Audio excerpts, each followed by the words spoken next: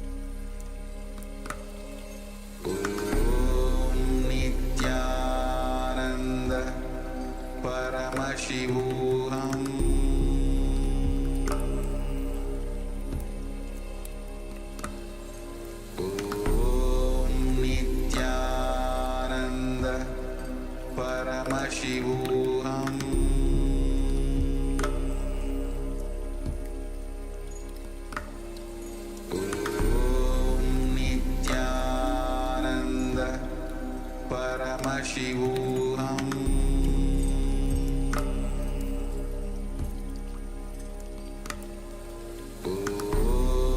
Nithyananda Paramashivoham.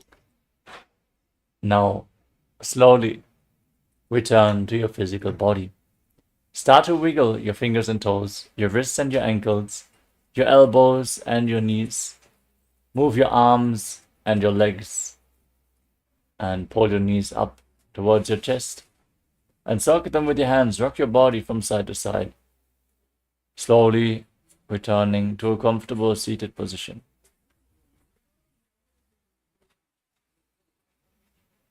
Congratulations, you completed the Pratama Vinyasa Krama, the first 108 asanas of this Dvitiya Vinyasa Krama sequence. Let us all get ready to continue the Dvitiya Vinyasa Krama. Have a quick sip of water, but immediately return back to your mat as we are going to continue in just a few seconds. Nithyananda, we are on a mission to revive the Enlightenment civilization. If you resonate with our message and want to be part of us, be sure to like, share, and subscribe. And don't forget to click the bell icon.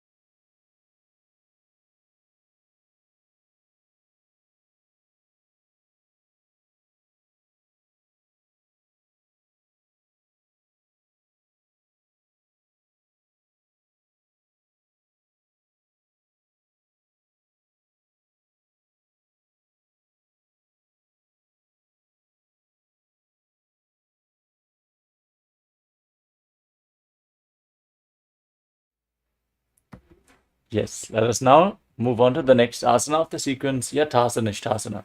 Sit in a posture that brings ease to your physical and mental space. Any comfortable posture is fine. Place your hands on top of your knees in Bindu Mudra with index fingers and thumbs together. Visualize Swamiji in your inner space. Breathe in Samana Kumbhaka. Inhale into your navel region and visualize the fire being kindled as you hold your breath. Internally chant Om Nithyananda Paramashivoham in Yathasanishthasana. पर्यङ्कं तत्समाख्यातं यथसंस्थं यथा स्थितिः. Next up is Samasana. From the cross-legged position with your hands on the knees, inhale and exhale as deeply as possible again and again. Visualize Swamiji in your inner space. इदानीं गर्भिणीनां योगाभ्यासो यथा लघु सुखप्रसवलाभाय प्रोच्यते प्राक्तने पथि.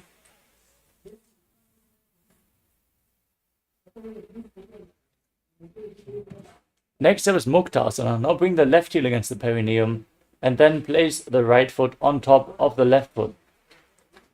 Now gaze towards the tip of the nose and keep your hands flat on the knees as you visualize yourself as a sage liberated by the Supreme Pontiff of Hinduism.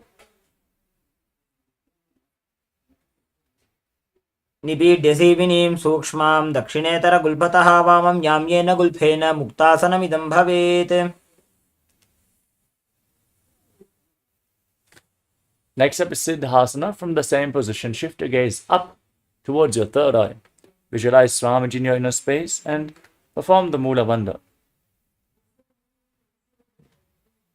स्थानसंयमितेन्द्रियोचलदृशा पश्यन् भ्रुवोरन्तरं चैतन्मोक्षकपातभेदजनकं सिद्धासनं प्रोच्यते.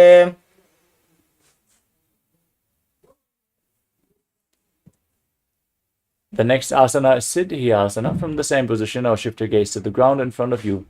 Perform Mahamudra Bandha as you visualize Swamiji in your inner space. वामपादके इडीजानो सीवनि मथितास कोठानो।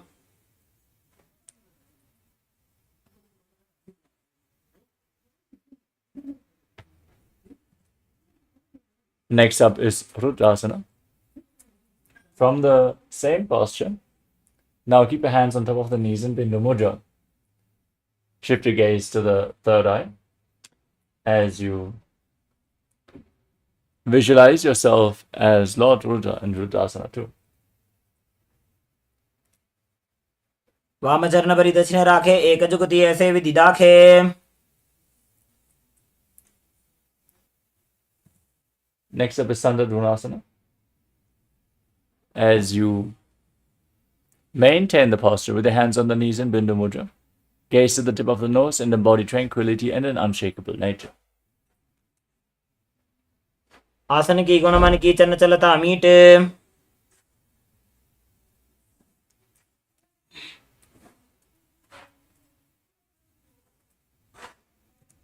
The next asana is Siddhasana. Siddhasana 2. Now cup one hand over the other in front of your navel in Samputta Mudra, resembling a lotus flower, visualizing Swamiji in your inner space. ऋजुकाय समासीन सिद्धासनमुदीरितं प्रसार्य भुवि पादौ तु दोर्भ्यामङ्गुष्ठमादरात्।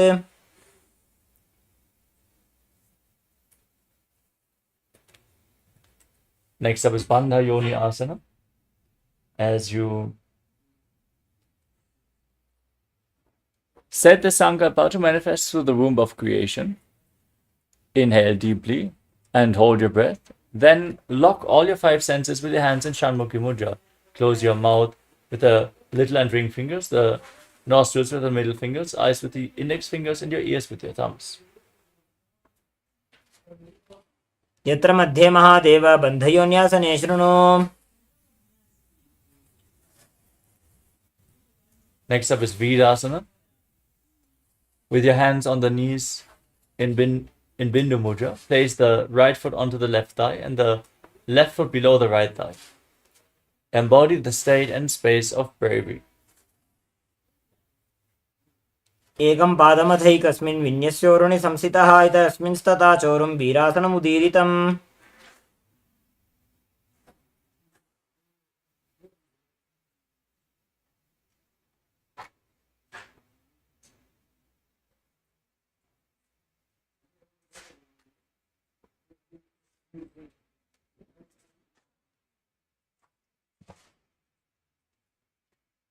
The next asana is Valmikasana. Now gaze up towards your third eye and visualize Sage Valmiki, the great poet and author of Ramayana, as you keep your hands on top of the knees in Bindu Mudra in Valmikasana. दाबा पग की पगथली पुनि एड़ी है जोय। Next up is Joni Mudrasana. Now keep your hands flat on your knees as you gaze to the tip of the nose and visualize the Yoni Mandala, the visual representation of Devi Paramashiva Shakti in Joni Mudrasana. वामपाद की पगथली जाहि माहिली core.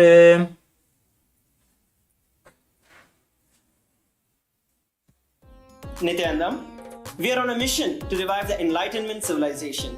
If you resonate with our message and want to be part of us, be sure to like, share, and subscribe. And don't forget to click the bell icon.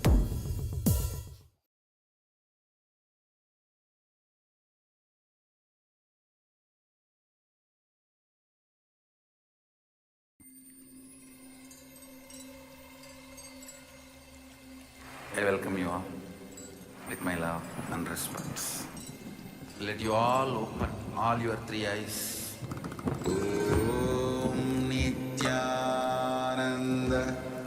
Paramashivoham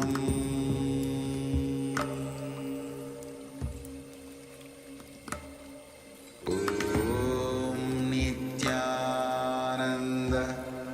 Paramashivoham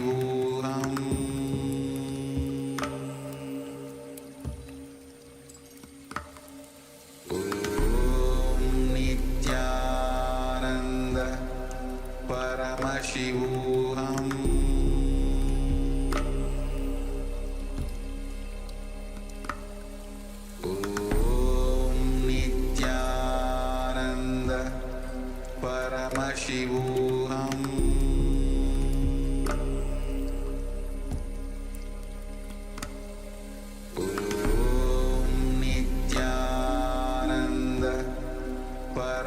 Paramashivoham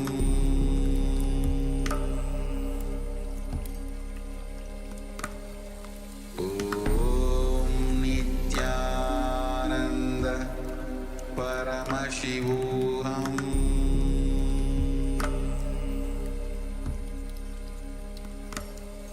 Om Nithyananda Paramashivoham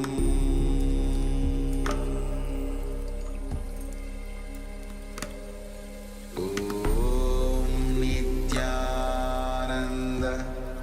Paramashivoham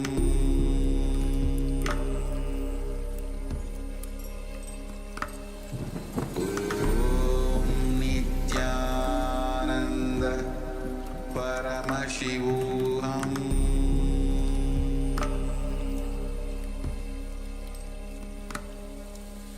Om Nithyananda Paramashivoham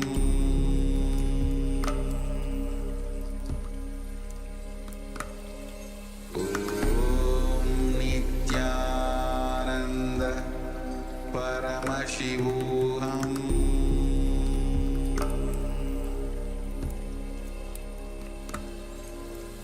Om Nithyananda Paramashivoham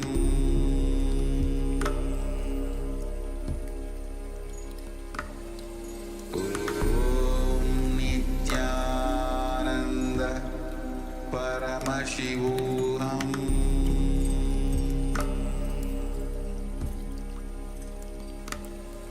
Om Nithyananda Paramashivoham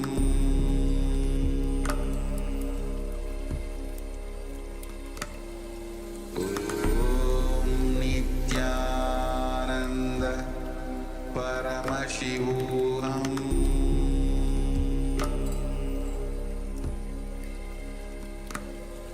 Om Nithyananda Paramashivoham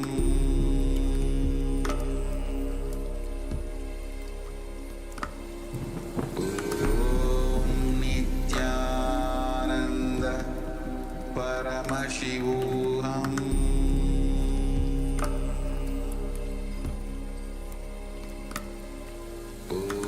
Om Nithyananda Paramashivoham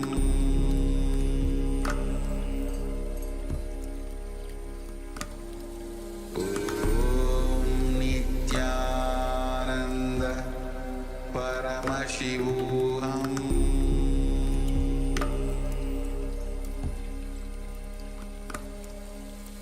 Om Nithyananda Paramashivoham Om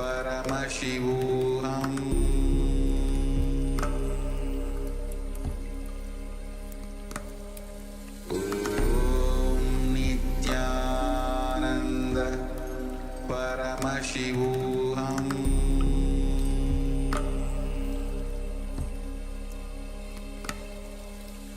Om Nithyananda Paramashivoham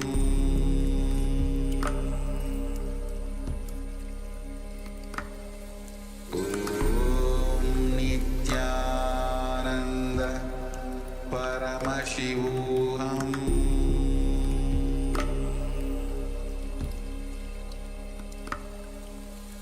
Om Nithyananda Paramashivoham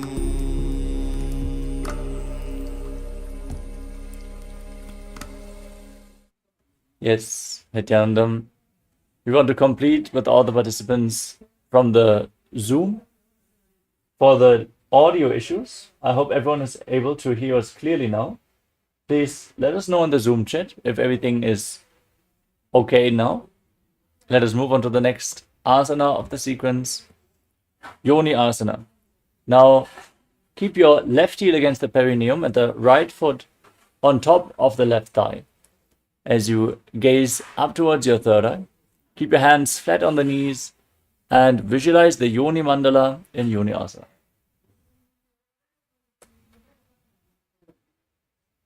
योन्यासनं पर्वतेन योगं योगफले नीलं तत्कालफललं तावत् खेचरो यावदेव हि. Next up is Bhadrasana 3. Now join the soles of your feet together with the heels close towards your perineum. Interlock your fingers around the toes and push your knees down to the mat as you pull your stomach in and up in Uddiyana Bandha. Gaze to your nose and visualize yourself as Lord Veerabhadra. गुल्फौ च वृषणस्याधः सीवन्त्याः पार्श्वयोः क्षिपेत्. Next up is Agodasana. From the same position, keep the left hand on the knee and gaze up towards your third eye. As you press your tongue upwards and back in Kechari Mudra, cover your mouth with your right hand. Close the left nostril, inhale through the right nostril. Then close both nostrils. Hold your breath. Then again exhale through the left nostril. Invert the breathing flow. Inhale again through the left and then hold your breath. Exhale through the right, alternatingly in Abhyantara Kumbhaka as you visualize yourself as an Agori in Agodasana. पूर्व कहो भिश्रिका जोई वाही विधि जो कीजे sooji. Next up is Kanari Pavasana. As you keep your toes together and separate your heels, rest your elbows on top of your heels. Lean forward and down and place your chin on your hands as you gaze to the nose. Pull your stomach in and up in Uddiyana Bandha. Exhale all the way and hold your breath in Rechaka Kumbhaka. And visualize yourself as a female elephant drinking water in Kanari Pavasana. ग्वाली पावा आसन कक्ष्यो है जैसे Yahoo में जाने विधि तैसे. Next up is Padasana. Now scoop your hands below the feet and interlock your fingers in front as you lift your feet off the ground. Gaze to the tip of the nose as you visualize Swamiji in your inner space. ततोर्ध्वं रेचयेत् वायुं मृदुनिश्वास संयुतम्. Next up is Gopi Chandasana. Interlock your fingers around the toes from the top and pull your feet against your chest. Rest your chin on the toes, gaze to the tip of the nose and embody the state and space of a king. पूर्व विधिपका का अंगूठा कंठ को पराशे. Next up is Uddadasana. As you scoop your hands again below the feet and interlock your fingers around the toes, pull them against your chest and rest your chin on the fingers. Gaze to the tip of the nose and visualize your body free from any defects in Uddadasana. दोवो पगदली संपुट ठाने उभय हस्त करी उरद हिताने.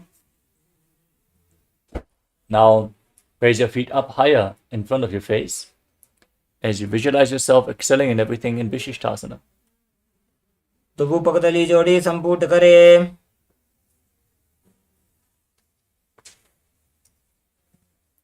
The next asana is Bhujasana. Now lift your legs over top of your shoulders and bend your elbows. Raise your fingers behind your neck.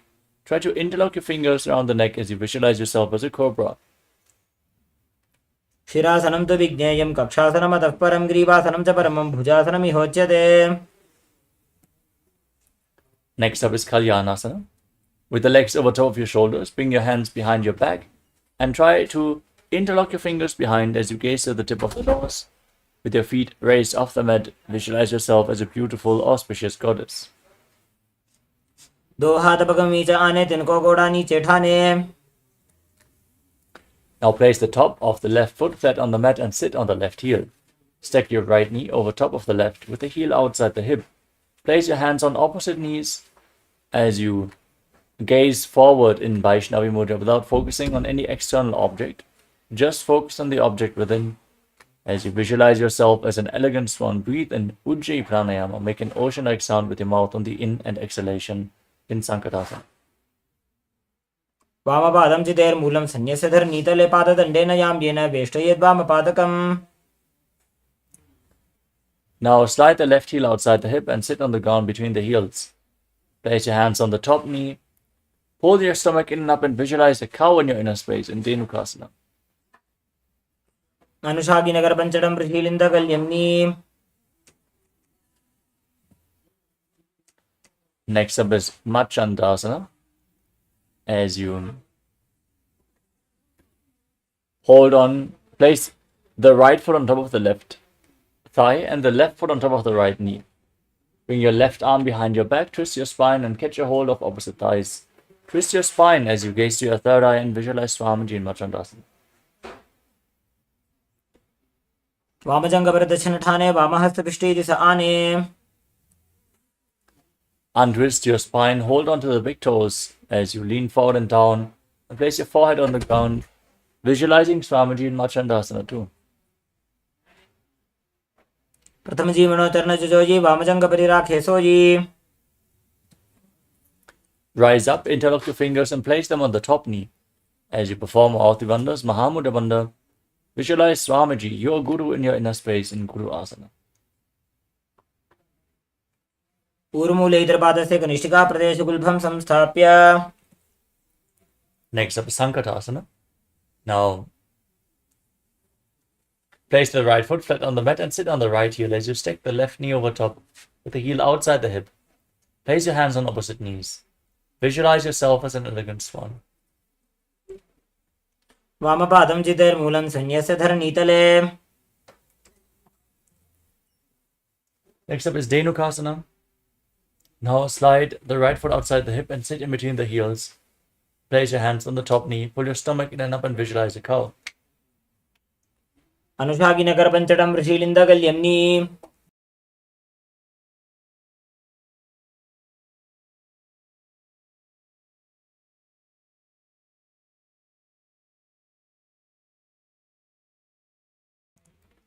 Now repeat Machandasana. Place the left foot on the right thigh and the right foot on the left knee.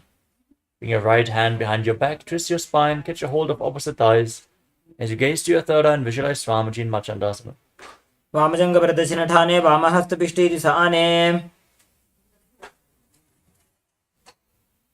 Now, untwist your spine, hold onto the big toes and lean forward and down as you visualize Swamiji in Machandasana too. प्रथम जी मनोचरण जुजोजी वामजंग परिराखे sooji. Now, interlock your fingers and place them on the top as you sit straight with all the bandhas engaged, visualizing your Guru, Swamiji in Guru Asana. गुरुमूले इतरपादस्य कनिष्ठिका प्रदेश गुल्भं संस्थाप्य. Now place your feet flat in front with your knees raised against your chest. Hold onto your knees with your hands. As you press your tongue upwards in Kejari Mudra, gaze to your third eye and visualize Swamiji in Parshasana. पादतले भूमो निधाय जाननिवृति निधाय विपरीत हस्ताभ्याम ऊरु सहित जंगे निबध्य. From the same position, hold on to opposite wrists with your hands. Rest your chin on your knees. Gaze to the nose and visualize yourself residing in an abode of bliss in Bodha Shukasana. Dogu पगतली भूपरिधरे कोरमाहिली ऐसे करे. Next up is Kudakatasana. Bring your hands underneath the knees and hold on to opposite elbows. Keep your tongue upwards in Kejari Mudra as you gaze to the nose and visualize Swamiji in Kudakatasana. दो हाथ पग बाहर लियावे गोड़ा नीचे ले टहरावे. Now across the ankle of the right foot over the left with the toes pointing up. Gaze to the tip of the nose and visualize the great sage and Maharishi Sumati in Sumati Asana. मूलद्वारी धरती परिठाने डावा पग परिदचपद आने. Next up is Dandasana. Now extend your legs forward and interlock your fingers. Raise your arms up above your head with the wrists pointing outwards. Keep your body straight like a stick as you engage Mahamudra Bandha. Gaze to your nose and visualize Swamiji in your inner space. इदानीं गर्भिणीनां योगाभ्यासो यथा लघु सुख प्रसवलाभाय प्रोच्यते प्राक्तने पथि. Now lean forward and down. Hold on to the big toes of Prana Mudra. Lean your head down as low as you can as you inhale through one nostril and exhale through the other alternatingly. In Nadi Shodhana, cleanse the Ida and Pingala Nadi as you visualize Swamiji in Adambasana. Dogu पग मिलिवा पसारी पगा का अंगूठा पकड़ी लाट गोड़ा लगावे. Now separate your feet and slightly raise your knees. Bring your hands below the feet and hold the soles of the feet from the outside as you bring your head on the ground. Gaze to your third eye and visualize Swamiji in Pidukasana. प्रथम वैसी दो पा पसारी कुछ को उर्द को कुरडो डारे. Now bring the heels together with your feet extended away from the body. Bring your hands below the shins with the palms facing up and rest your chin on the heels. Gaze to the tip of the nose and visualize Swamiji in Jalandhari Pavasana. दो एड़ी में लिखे दीजिए हाथ पसारी. Next up is Urdhva Paschimottanasana. As you keep your legs extended, lift one leg behind your neck and lean forward and down. Hold onto the front foot with both hands as you perform the Pratyahara Pranayama. Visualize that the prana is flowing upwards through 9 points of the body as revealed by Mahadeva, starting off with the soles of the feet to the regenerative organs, the navel, the heart, the throat, the uvula, the center of the eyebrows, the top of the forehead, all the way to the Brahmaranda, the crown of the head. Visualize the prana flowing upwards and hold the visualization of Swamiji in Urdhva Paschimottanasana. पश्चिमतानवत् संस्थितिं कृत्वा एकं पादं ग्रीवायां धृत्वा तिष्ठेत्. Now lean back into Anantasana with your leg behind your neck. Hold on to the foot behind your head with the opposite hand as you gaze at the tip of the nose and visualize you are infinite, endless, eternal, Ananta. उत्तानशयने एकैकं पायिग्रीवायां विन्यस्य. Now roll onto the side and gaze at the tip of the nose. Feel in complete control in Ankushasana. उत्तानशयित एकैकं पादं ग्रीवायां कुर्वन्. As you lay on your back, one by one pull your knees towards your chest and encircle them with your hands. Then rock your body from side to side as you visualize Swamiji in Drishasana. उत्तानशयनं जानुनी हृदयपष्टम्बा जङ्घासहित उरूनि करद्वये बद्ध्वा. Now repeat Urdhva Paschimottanasana on the other side. Lift the other leg behind your neck as you lean forward and down. If you can't bring the leg behind your neck, you can lift it towards your chest or just cross it over the other leg. Then lean forward and down and hold onto the front foot, visualizing Swamiji in Urdhva Paschimottanasana. पश्चिमतानवत् संस्थितिं कृत्वा एकं पादं ग्रीवायां धृत्वा तिष्ठेत्. Now lean back with the leg behind your neck. Hold onto the foot behind your head with the other hand as you gaze to the tip of the nose and visualize that you have no beginning or end in Anantasana. उत्तानशयने एकैकं पायिग्रीवायां विन्यस्य. Now repeat Ankushasana, roll onto the side, gaze to your nose and feel in complete control in this asana. उत्तानशयित एकैकं पादं ग्रीवायां कुर्वन्. Next up is Yoga Nidasana. As you lay down on your back, one by one lift your legs behind your neck. If you can't bring your legs behind the neck again, you can just cross them in front of your body. Then interlock your fingers around the lower back, gaze to the nose and visualize Swamiji in Yoga Nidasana. पादाभ्यां वेष्टयेत् कण्ठं हस्ताभ्यां पृष्ठबन्धनम्. From the same position, now interlock your fingers around your neck. Bring your legs over your shoulders and catch a hold of your fingers behind your neck as you gaze to the tip of your nose and visualize Lord Vishnu blessing you from within. Atmaram आसन प्रथम सुधोसो वे. The next asana is Kochikasana. As you lay on your back, extend your arms out to the side at shoulder level and pull your knees towards your chest with the soles of the feet facing the sky. Now gaze to your third eye and visualize Swamiji in your inner space. दो हाथ छीदा सा करे तिनसो ube Sapa करे.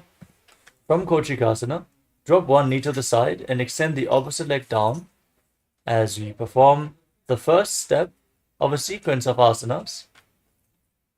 Now bend both knees to the side. Extend both your legs to the side, hold onto the feet, and gaze in the opposite direction. This is Jatara Paridhiti 1, 2, and 3. Let us now repeat all the 3 steps on the other side as well. Return to the center, then drop the other knee down to the side, extend the opposite leg. Bend both your knees to the side. Extend both your legs to the side, hold onto the feet and gaze in the opposite direction as you visualize Swamiji in Jatara Paridhiti. परिवृत्ति कोक्षे भागे त्रिधा हि परिकीर्तितः बद्धकोणं सुप्तकोणं ऊर्ध्वकोणमथापि च. Next up is the Dvipadapitam. Place your feet flat and hold on to your ankles. As you raise your hips off the ground, push your hips up high. Lock your throat and breathe in Mocha Kumbhaka as you gaze to the tip of the nose and visualize yourself as sturdy as a bridge in the Dvipadapitam. प्रतिक्रियायुतं द्वन्द्वपीठ सर्वबलप्रदं गर्भिणीनां दुर्बलानाम् इति गार्गीजगादनो. Now bring your hands over top of your shoulders and place your hands on the ground with the fingers pointing towards your body. Raise your hips up high. Walk your hands and feet closer together as you visualize yourself as sturdy as stone furniture. Breathe calmly through your nose in Sahasrara Kumbhaka and Paryankasana. उत्तानशेन मस्तुतराभ्यां भूमिं वष्टभ्याम्. Now gently lay down back up on the back as you pull your knees up towards your chest. Place your hands on the respective shoulders and move your hips in a circular motion as you visualize yourself as a dog playfully rolling around on its back in Shvotanasana. तवत् शरीरं संस्थाप्य जानुनी सम्मील्य नाभुवानीज.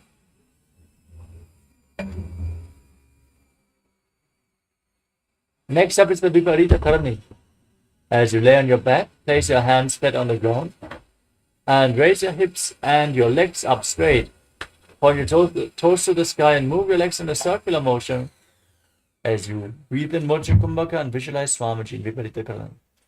भूतले शिरो दत्त्वा खेन ये चरणद्वयं विपरीतकृतिश्चैषा सर्वतन्त्रेषु गोपिता. Now stop the movement of your legs in Viparita Karani too.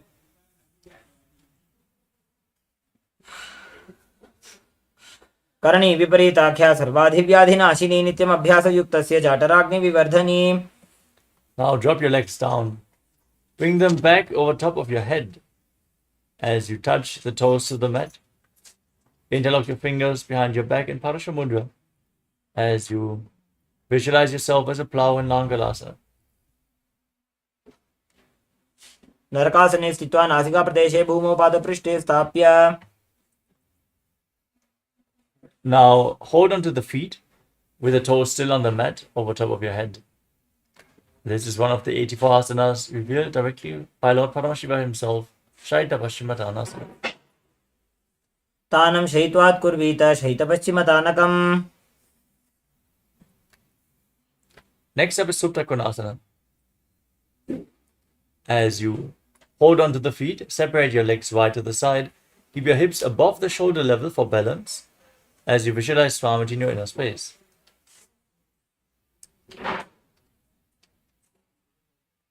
परिवृत्ति कुक्षि भागे धृता हि परिकीर्तितः.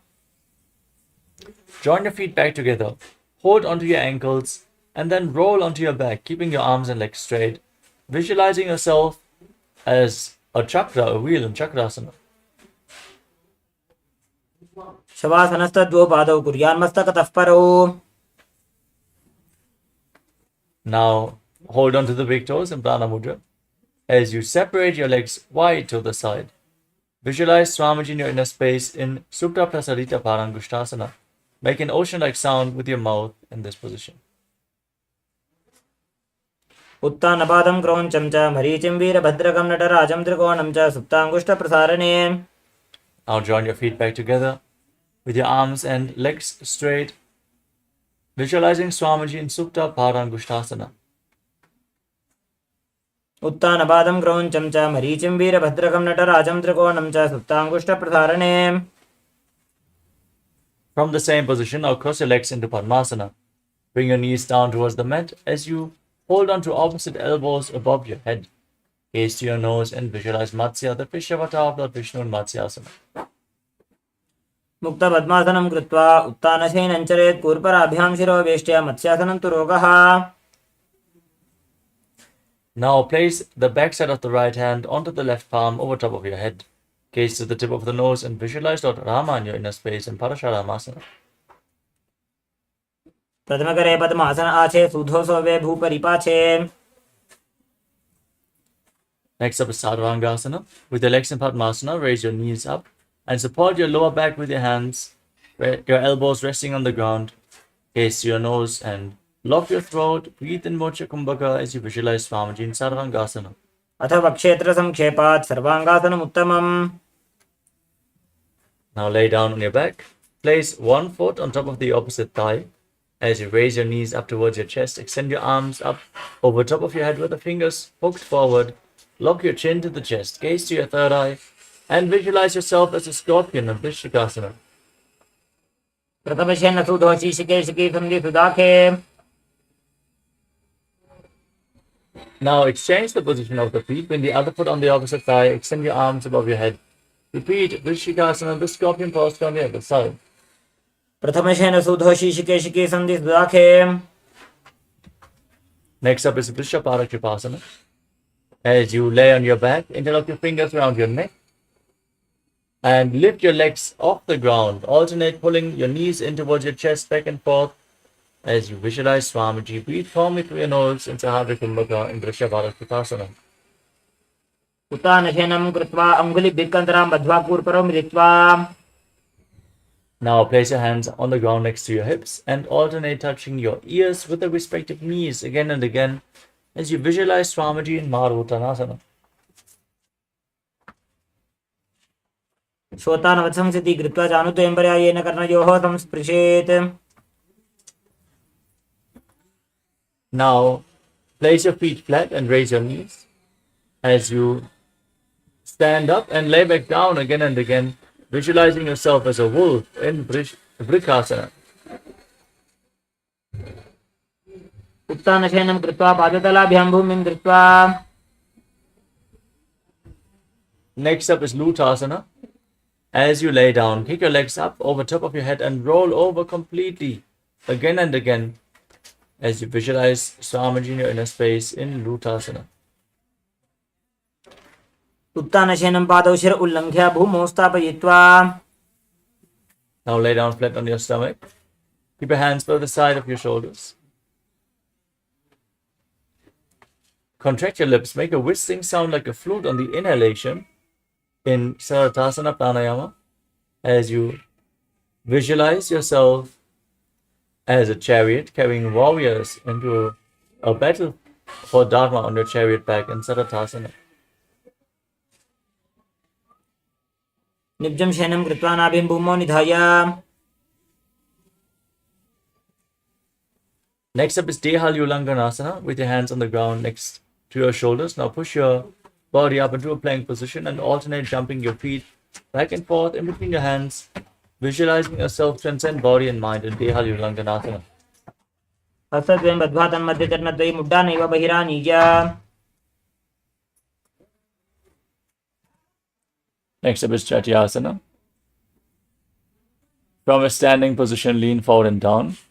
Place your hands on the ground and walk around on your hands and feet as you visualize yourself as a wise 60-year-old elephant. अथ जात्यासनं पक्षे येन जातिस्मरो भवेत्.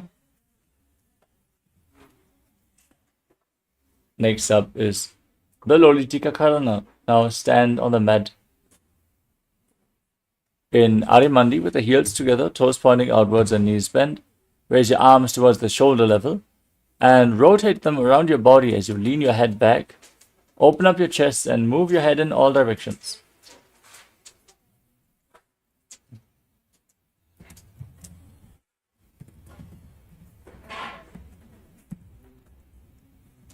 Next up is Sarapasana.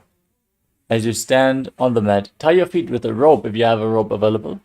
Then stand erect on the mat like a rod with your elbows close to your waist and your hands on your thighs. Visualize your Kundalini Devi rising and curling upwards around your body in Sarapasana. अथ सर्पासनं वक्षे वाजिपाणाय केवलम्.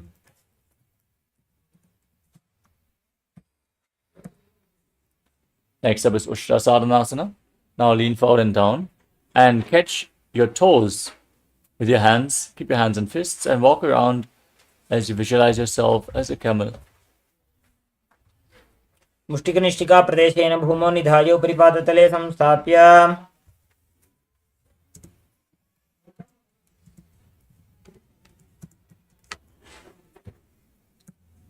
Next up is Ashvasana. Now hold on to the toes from the side while keeping your hands and fists. Walk around on the mat, visualizing yourself as a horse in Ashvasana. मुष्टिकनिष्ठिका प्रदेशेन भूमौ निधाय उपरि पादतले संस्थाप्य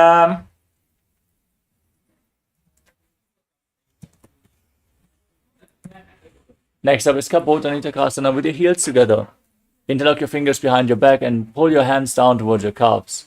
Tilt back. Open up your chest intensely. As you breathe deeply through your nose, relax in this posture and lean back as you visualize yourself as a soaring bird diving in Kapotanitakasana. पादतले भूमौ निधाय पृष्ठभागेन हस्तौ जङ्घापर्यन्तं नीत्वा कपोतनिटकं भवति Next up is the Tala Pushpa Karana. Now stand in Arimandi. With the heels together, toes pointing outwards and knees bent, join your hands in Namaskara Mudra in front of your heart center. As you bow down to one side, open up your palms and raise the respective heel. Then repeat this again and again on both sides, visualizing yourself holding a bouquet of flowers and offering it to Paramashiva.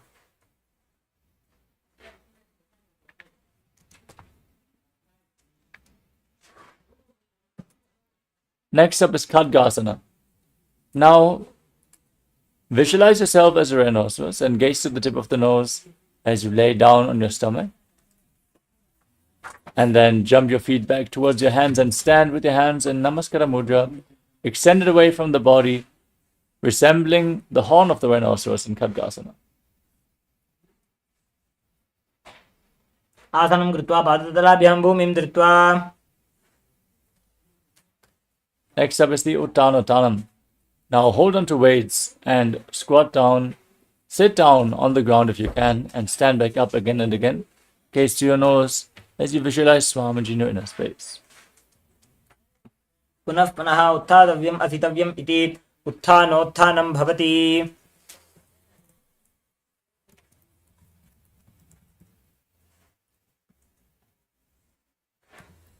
Next up is Musalasana. Now raise your arms over top of your head and jump repeatedly, visualizing yourself as a mace. सरलं स्थित्वा ऊर्ध्वं बाहु नयेत्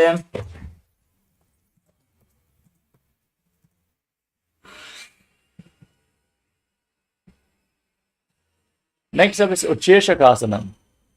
Now hold one foot and pull it towards your chest as you sit down and stand back up on the standing leg. Repeat the movement on both sides as you gaze to the nose and visualize Swamiji in your inner space. एकैकं पादतलं कुक्षौ निधाय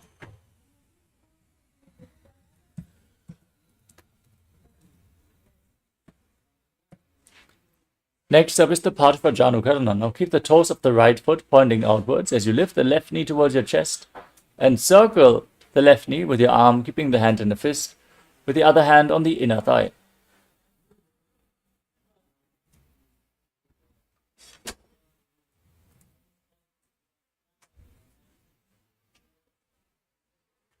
We move on to Tandavasana.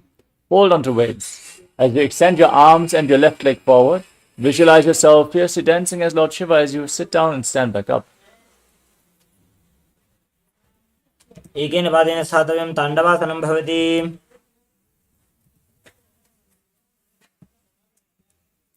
The next asana is Brahmanasana. As you lift the left foot against the inner right thigh with the heel at the perineum, keep your hands relaxed at the side and visualize Lord Brahma blessing you from within.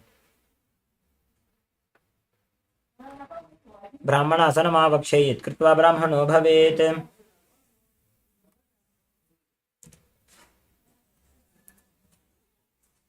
Next up is Garudasana 3. Now bring the left foot over and around the right knee. Tuck the toes behind the right calf. As you join the hands with the left arm underneath the right, the hands in Namaskara Mudra. Visualize yourself as Lord Garuda in Garudasana 3. उत्तानकूर्मपीठं च सिंहस्गारुडमेव च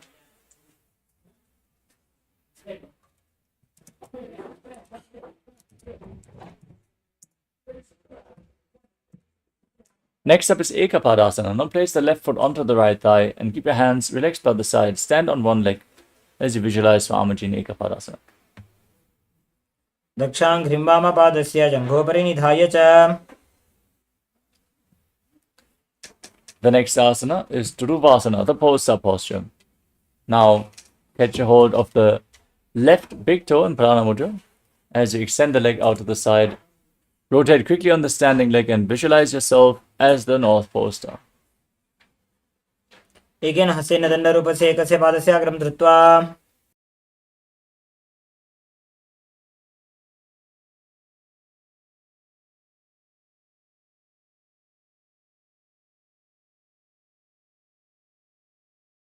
Next up is Trivikramasana. Now lift the left leg behind your neck and stand tall on the mat. If you can't lift the leg behind your neck, you can pull it towards your chest, hold on to a solid object for balance if needed, then sit down and stand back up.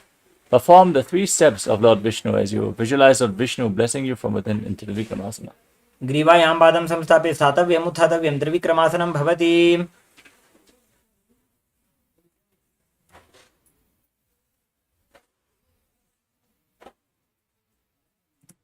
Next up is Parshvajanukarana on the other side. Now, raise the right foot, the right knee against the chest, hand in a fist, and place the left hand on the inner thigh.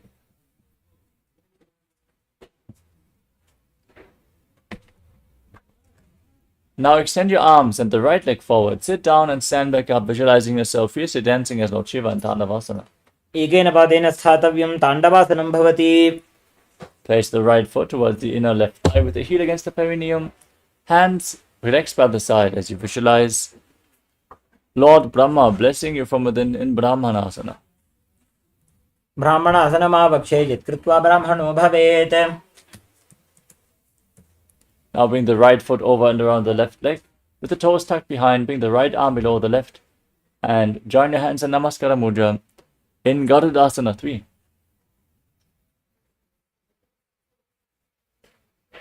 ब्राह्मणासनमावक्षे यत्कृत्वा ब्राह्मणो भवेत् Now place the right foot onto the left thigh and keep your hands relaxed by the side, standing on one leg as you visualize Swamiji in Ekapadasana. दक्षाङ्घ्रिं वामपादस्य जङ्घोपरि निधाय च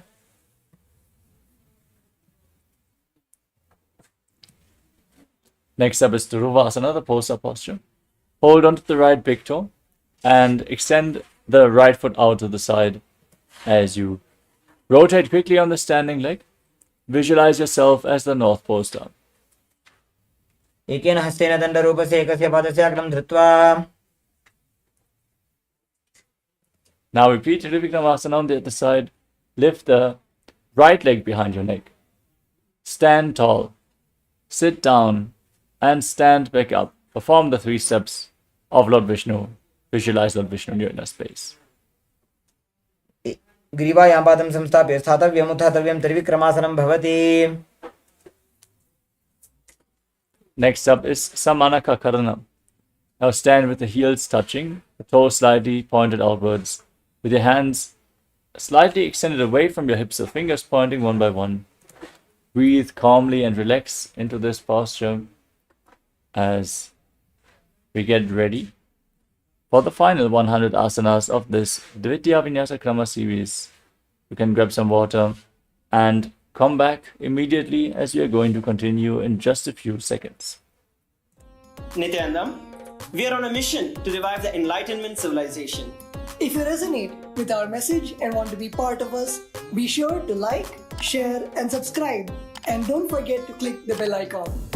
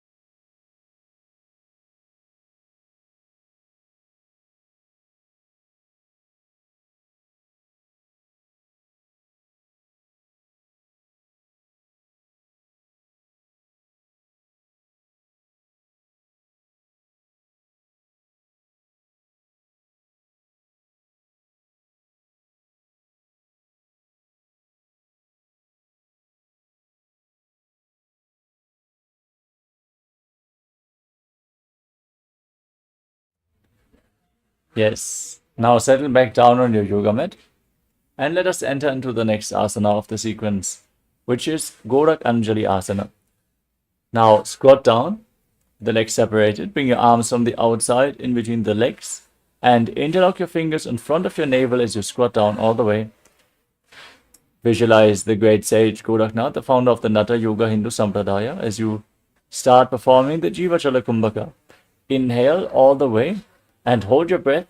Then, by the force of your will, move the prana freely throughout your body, upwards, downwards, and throughout your limbs in Gorak Anjali Asana. प्रथमहि बोहो ये बाहुरी नीचोपनि होवे. Next up is Kanchi Asana. From a squatting position, interlock your fingers behind your lower back as you visualize Swamiji in your inner space. पूर्वमध्याधस्थो निवेश्य नितमं धृत्वा. Next up is Bairu Asana. Bring the heels together, close towards your perineum. As you interlock your fingers behind your back, gaze towards your navel, visualizing Bhagavan Kala Bhairava, the Lord of Time in Bairu Asana. दो पग की थलिया की माहिली core मिला जी फना पानी उकड़ मोड़ वैसे. Next up is Varahasana. Now join your hands in Namaskara Mudra, in Anjali Mudra behind your head, with the fingers pointing down towards the ground. Keep your back straight, gaze towards the tip of the nose, and separate your toes as you visualize yourself as Varaha, the boar avatar of Lord Vishnu. पागधरी की माहिली core मिलाई फना पानी उकड़ मोड़ वैसे. Next up is Priphitasana. Hold onto the big toes in Prana Mudra as you then raise your hips to the same level as your knees. Visualize Swamiji in your inner space. पार्श्वद्वय सम्मील्य स्थित्वा नितमं जानु प्रदेश आनीय.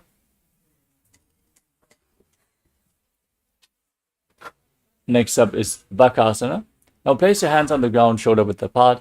Bring your knees onto your arms towards your armpits. Lean forward, lift your legs off the ground, and balance on your arms as you visualize yourself as a crow in Bakasana.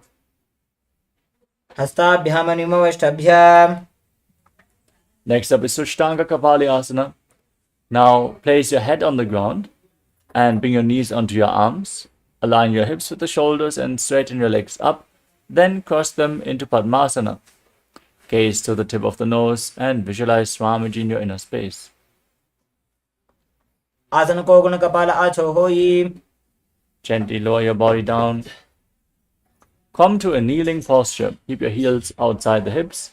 Sit in between the heels with the toes touching behind your back.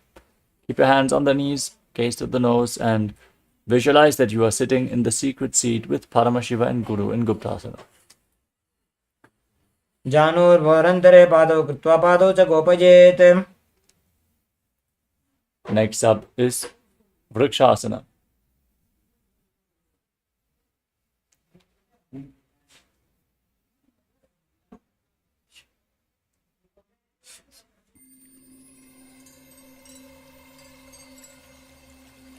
I welcome you all with my love and respects.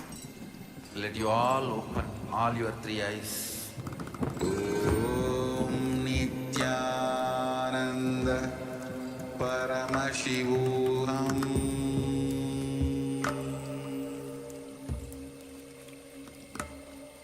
Om Nithyananda Paramashivoham. Yes, the next asana is the Vrikshasana too. Now place your hands on the ground and raise your legs up over top of your body into a handstand posture. You can lean against the wall for support if needed. This asana should be performed by everyone to purify all 7 chakras. Now visualize yourself as a tree with deep roots growing into the ground. सप्तचक्रक्षालनाय vrikshasana विशेषकान्. Now from the handstand, visualize tejas flowing towards your third eye, rejuvenating your body as you gaze to your third eye in Shiva Asana. दो पग जोड़ी माही Gulf मिलाए.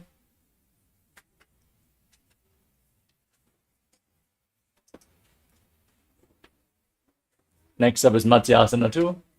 Now place your hands on the ground, shoulder width apart. Step your feet back into a plank position Then lower your body down and push it back up again and again. Nibjam Shenam Guruparo Parshvabhavaya Murdhakritya.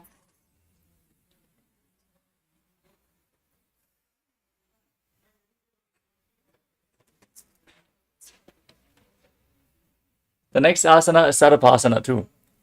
Now, keep your hands at the side of your shoulders as you lay on your stomach. Place your hands on the hips and lift your head and chest from left to right as you visualize yourself as a snake, calmly breathing through your nose in Sahajra Kumbhaka and Sarapasana too. Nibjam Shenam Kritva Hasto Nitamam Samstapya Pado Dighi.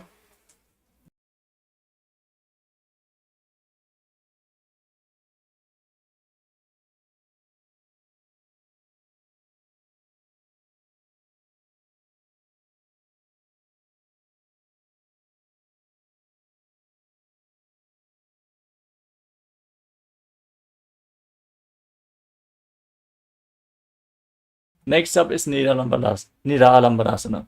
Now place your elbows on the ground and rest your chin on your hands. Point your toes back. Keep the top of the feet flat on the mat. And feel self-supported and completely independent in this asana. Karabhyam Bangajam Kritva Tishtet Kurpara Yasudhihi. Next up is Chakrasana. Now place your hands flat on the ground and bend your knees to lift your feet. Bring your upper back close towards the feet as you straighten your arms. Visualize yourself as an umbrella protecting your guru from the sun rays in Chakrasana. Ardhyasanas Titva Hastatarabhyam Bhumim Vashtabhya. Now come to a kneeling posture. Sit on your heels with your feet flat. Extend your arms out in front and lean forward and down, placing your forehead and your palms on the ground.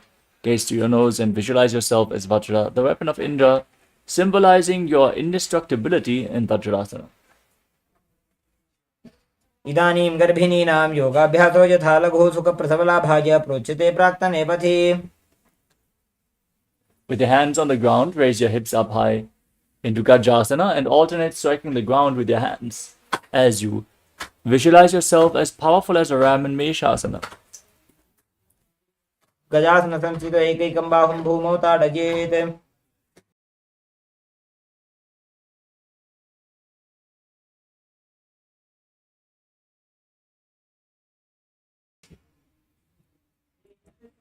Next up is Ajasana. With your hands on the ground, raise your hips up and then lift your legs off the mat. Lower your head down towards the ground as you visualize yourself as unborn, existing for all eternity in Ajasana. Gajasana Samsito Padadvaya Mantarale Kritya. Now come to a kneeling posture. Hold on to the big toes, Pimprana Mudra, and pull them in towards your perineum. As you then place your hands on top of the knees. Gaze to the tip of the nose and visualize Swamiji in Dhanantarasana as you make an ocean-like sound with your mouth in Ujjayi Pranayama. Purava Vidhi Parihata ki Kakasisyo Phana Shara Modi. Now interlock your fingers in front and move your hands up, down, left, right in all directions. Give massage to various different joints and muscles of your body. Then repeat the movement behind your back and visualize Swamiji in your inner space. Hasayoho Angulir Vadva Hastyor Madhyasvaramangam Nishkasayitva. Next up is Garudasana form. Now sit in between the heels with your toes pointing out to the sky. Turn your feet sideways. Place your thighs and calves on the mat as you visualize yourself as Lord Garuda flying Lord Vishnu and Lakshmi on his back in Garudasana form. Jangorubhyam Dharam Pidya Sthirakayo Dvijanuna. The next asana is Ananda Mandirasana. Now join the soles of your feet behind, with the toes pointing back, your knees separated. Place the front of your buttocks on the ground as you hold on to your ankles.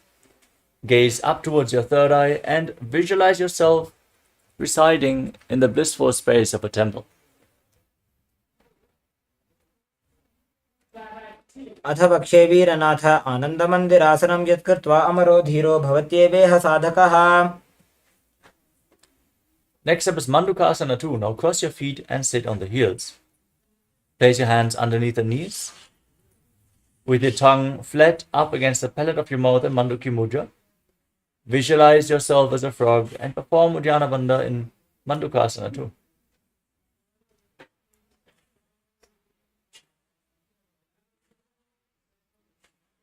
पृष्ठं सम्पीड्य गुल्फाभ्यां जान्वङ्गे सबलयाकृतिः हस्तौ पादतले क्षिप्तो मण्डूकं पाददोषहृत्. Next up is Narasimhasana. Now squat.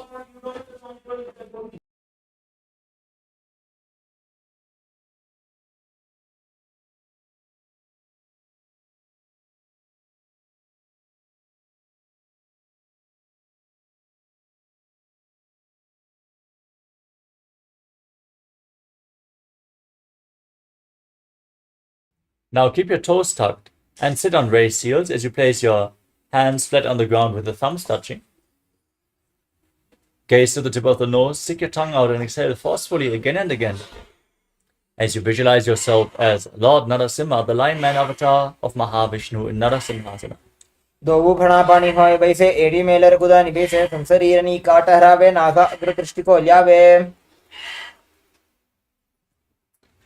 Now sit on the raised heels and gaze to your nose as you cover your mouth with your hands. Bring the thumbs underneath the teeth and close your lips. Inhale through the right nostril and exhale through your mouth in Vishnaka Pranayama as you visualize yourself as Devi, victorious over all your fears in Vishnakasana. दो पगांगी एड़ी Jose घोड़ा फणो बाण पुनि होई.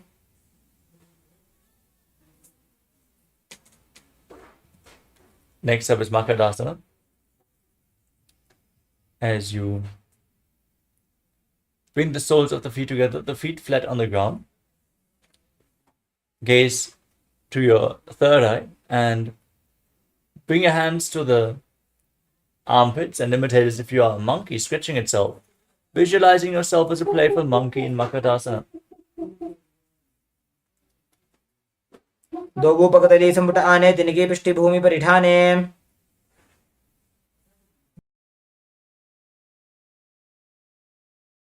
Next up is Vajrasangarasana. Now raise your knees off the ground. Bring the soles of the feet together as you sit on raised heels.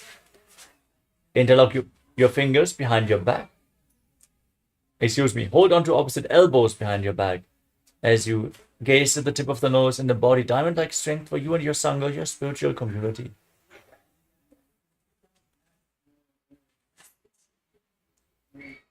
प्रथम पणा पानी होए वैसे दो एड़ी गुदा निवेशे. Now cross your feet behind and sit on the heels as you keep your knees on the ground slightly separated. Place your hands on the ground next to your body as you pull your stomach in and up in Uddiyana Bandha. Gaze to the nose and visualize perfect health beyond any and all physical or mental ailments in Kanjanasana. खञ्जनासनमावक्षे यत्कृत्वा सुस्थिरो भवेत्.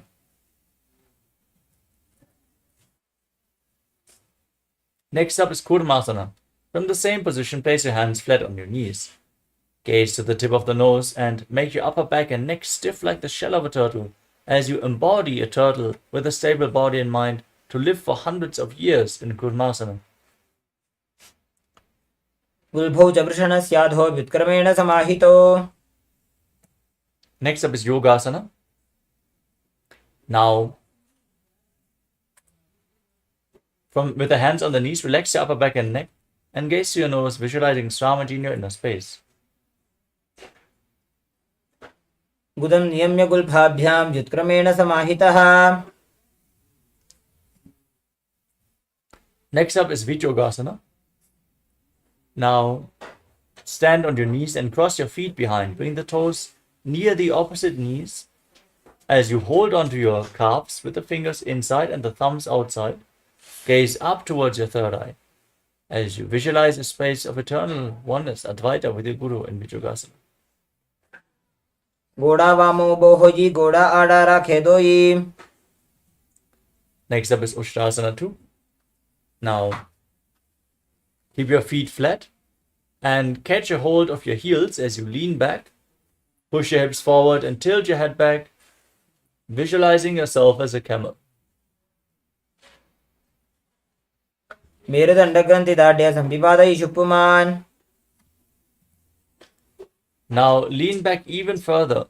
Bring your elbows and the back of your head on the mat as you gaze to the nose and visualize yourself as a lotus blooming in Jatyasana too. दोवु एडी संपुट करे सोले मूलद्वारि धरे. Now lay down completely on your back and rise back up again and again. Use the support of your hands if needed as you gaze to the tip of the nose and visualize the healing and liberation of all causal subtle forms of your body in Vyatasana. जंगा पृष्ठभूमौ निधाय जंगोदरजोः ऊरुनी संस्थाप्य.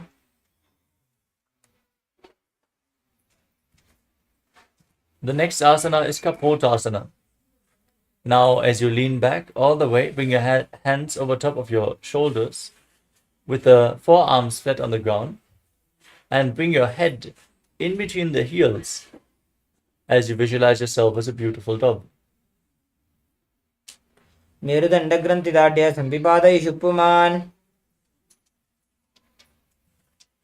The next asana is Varasana. Now stand on your knees and tuck your toes behind. Hold on to opposite arms as you gaze to the tip of the nose. Internally chant Om Nithyananda Paramashivoham as you visualize Paramashiva. For this is the boon fulfilling posture. Receive your boon from Paramashiva in Varasana. जाननी भूमौ संस्थाप्य हस्ताभ्यां बाहु परस्परं धृत्वा. Now lean forward, sit down on the heels and place your forearms on the ground as you rest your head on your hands. Visualize yourself as Varaha, the boar avatar of Lord Vishnu in Varahasana too. सूर्यं चन्द्रं भेदनानि आसनानि निकथ्यते.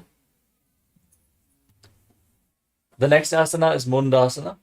Breathe calmly through your nose as you place your forearms on the ground, elbows shoulder width apart, fingers interlocked.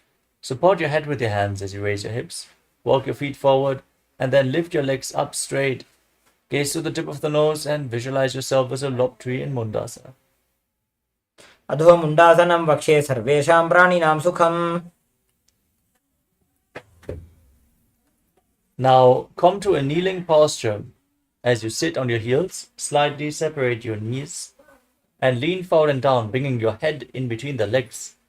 Hold onto your head with your hands and keep the elbows outside the knees as you inhale through your nostrils and exhale through your mouth again and again.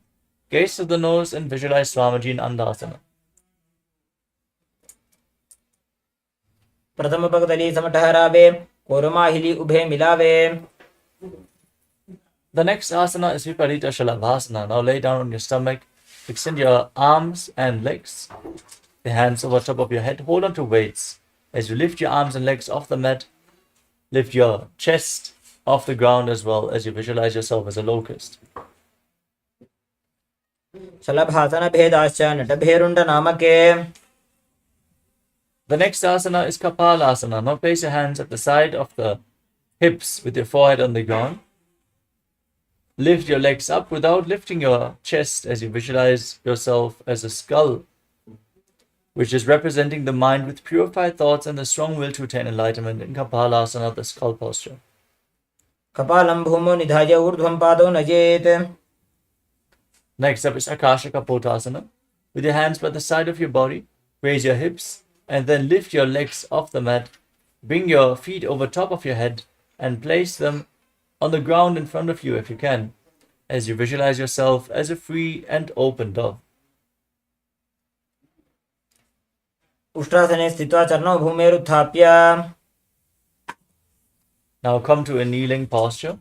Place your forearms on the ground as you lean forward and down, visualizing yourself as a sparrow in Chatakasana. पूर्वरपर्यन्तौ हस्तौ धरामोष्टभ्य. Next up is Vrishikasana too.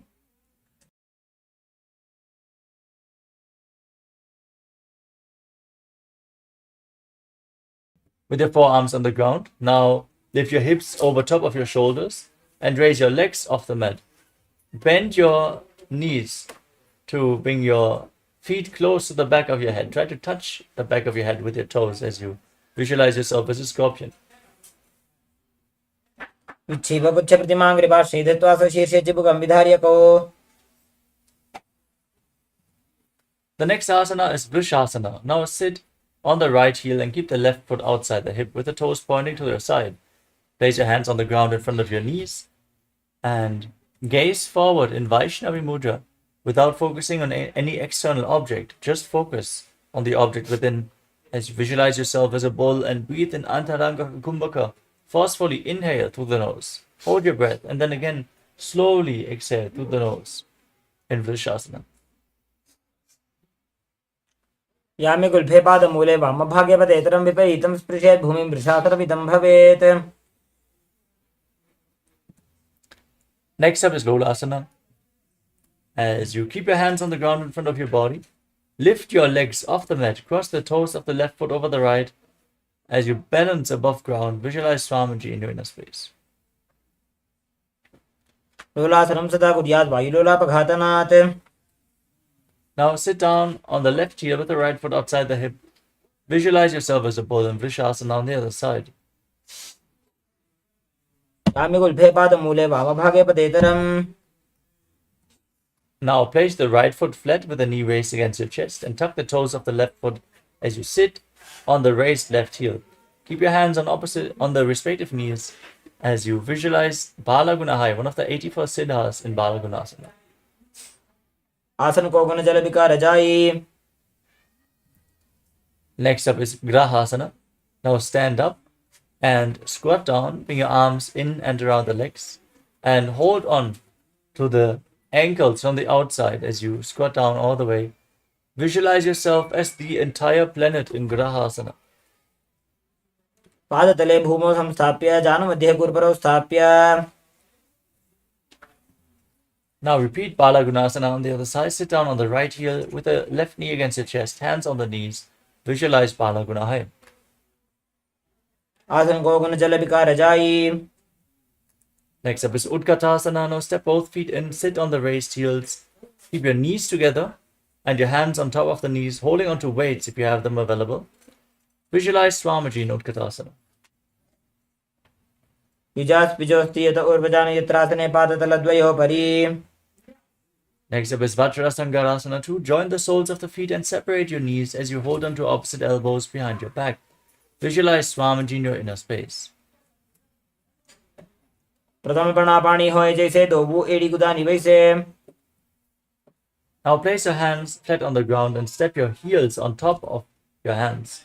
Keep your arms straight and gaze to the tip of the nose as you squat down all the way, visualizing that you are able to live off air alone in Anilasana. दो हाथ भूमि पर ठाने कहनी जाड़ी ना बिलग आने. Next up is Padukasana. Now lean forward and down. Place the back of your hands on the mat and step your feet onto your palms as you wrap your hands around the feet like shoes. Walk around on the mat, visualizing yourself wearing padukas walking across India. हस्ततलयोः पादतले कृत्वा तिष्ठेत् गच्छेत् पादुकासनं भवति. Next up is Kukukodanasana. Now place your hands on the ground and kick your legs up and let them fall back down again and again, visualizing yourself as a rooster. हस्ततले भूमौ कृत्वा पादतले च ऊर्ध्वमुड्डानं कृत्वा. Next up is Viparita Nidhyasana.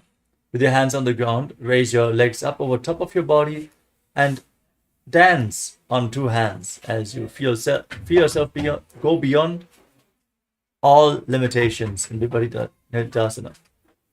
हस्ततलाभ्यां भूमिं वष्टभ्य. The next asana is Kunjarasana. Now separate your feet and place one hand on the ground as you hold your respective ear with the other hand. Visualize Swamiji in your inner space. अथ वक्षे महादेव कुञ्जरासनम् उत्तमम्. Exchange the position of your hands as you repeat Kunjarasana on the other side. अथ वक्षे महादेव कुञ्जरासनम् उत्तमम्. The next asana is Kadambasana. Now squat down all the way. Hold on to your ankles Bring your heels close to the perineum as you lift your feet off the ground. Balance on your heels as you visualize yourself as a kadamba tree, a pious tree that promotes a long life. पार्श्वेभ्यां भूमिमष्टभ्य हस्तद्वयेन गुल्भौ धृत्वा. Next up is Pavana Muktasana. Place your feet flat on the ground and pull your knees towards your chest. Breathe against your thighs as you visualize any excess vata being released from or balanced within your system in Pavana Muktasana. द्वयोः सुपादयोः पाणिं लात्वा स्वस्नितम्बके. Next up is Chakodasana. Now lift one leg behind your neck and extend the opposite leg forward. Keep your hands at the side and then lift your entire body off the ground. Gaze to your third eye and visualize yourself as a powerful source of energy in Chakodasana. पूर्वतानं चतुष्पादपीठं वज्रासनं तथा. Now hold on to the big toes in Prana Mudra and pull one elbow back as if you're pulling a bowstring with the other leg extended forward. Bring the foot towards your ear as you visualize yourself as a bow in Dhanurasana too. पादाङ्गुष्ठौ तु पाणिभ्यां गृहीत्वा श्रवणावधि. Next up is Ashtavakrasana. Now bring the right leg over top of your shoulder and place the left foot on top of the right foot as you extend your legs out to the side. Lean forward, balance on your arms. Push your body off the ground and visualize yourself as a flying crane. वासिष्ठमथ कौण्डिन्यम् ऊर्ध्वकुक्कुटमेव च. Now keep the right foot flat on the ground and place the left foot onto the right thigh. Keep the right shoulder beneath the raised knee as you gaze to your third eye and visualize you are immortal and able to exist solely from prana and pranasana. एतत् प्रभेदं वक्ष्यामि करोति यः स चामरः. Now bring the left foot outside the right hip and step the right foot over top of the left knee. Twist your left elbow around the raised knee. Bring the hand below to interlock your fingers behind your back. Gaze to your third eye and visualize the master of Hatha Yoga, Sage Matsyendranath, in Parshvamatsyendrasana. पार्श्वाभ्यां धृत्यते यास्तु पार्श्वमत्स्येन्द्रमुत्तमम्. Now repeat Chakodasana on the other side. Lift the other leg behind your neck as you keep your hands at the side. Then lift your body off the ground. The opposite leg extended forward, gazing to your third eye, visualizing yourself as a powerful source of energy. पूर्वतानं चतुष्पादपीठं वज्रासनं तथा.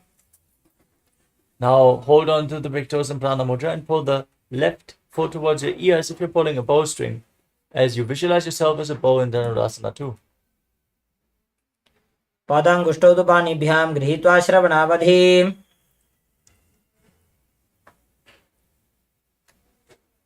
Now lift the left leg over your shoulder and hook the right foot on top of the left.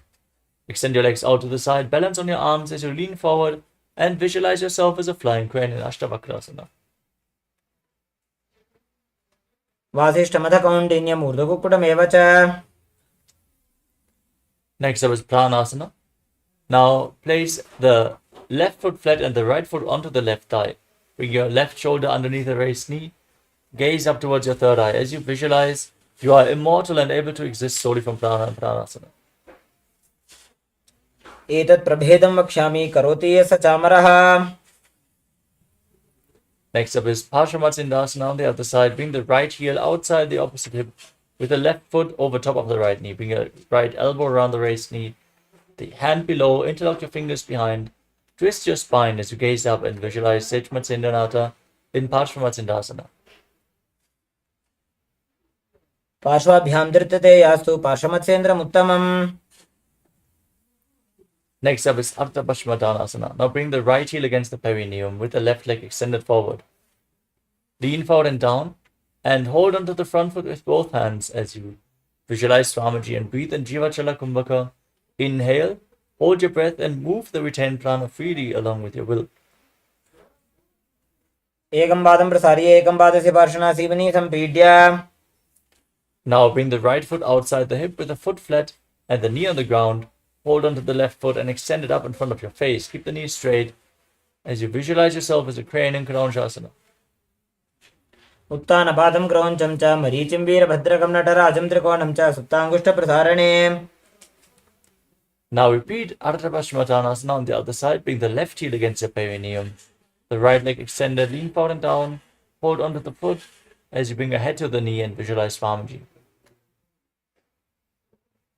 एकं पादं प्रसार्य एकं पादस्य पार्श्वनासीवनी सम्पीड्य. Now bring the left foot outside the hip with the foot flat, the knee on the ground, and raise your right foot in front of your face. Visualize yourself as a crane in Kranachasana. उत्तानपादं क्रौञ्चं च मरीचिं वीरभद्रकं नटराजं त्रिकोणं च सुप्ताङ्गुष्ठप्रसारणे. Now come to a cross-legged position with your feet in between the thighs and calves in Swastikasana. As you keep your hands on the knees, gaze to your nose, embody peace, well-being, good fortune and prosperity as you visualize the swastika. जानुर्भोरन्तरे सम्यक् कृत्वा पादतले उभे. Next up is Gorakshasana. Maintain the same posture but cover your heels with your hands. Lock your chin to the chest in Jalandhara Bandha. Gaze to your nose and visualize the great sage Goraknath, the founder of the Natha Yoga Hindu Sampradaya and Gorakshasana. जानुर्भोरन्तरे पादौ उत्तानव्यक्तसंस्थितौ. Next up is Pagasana 2.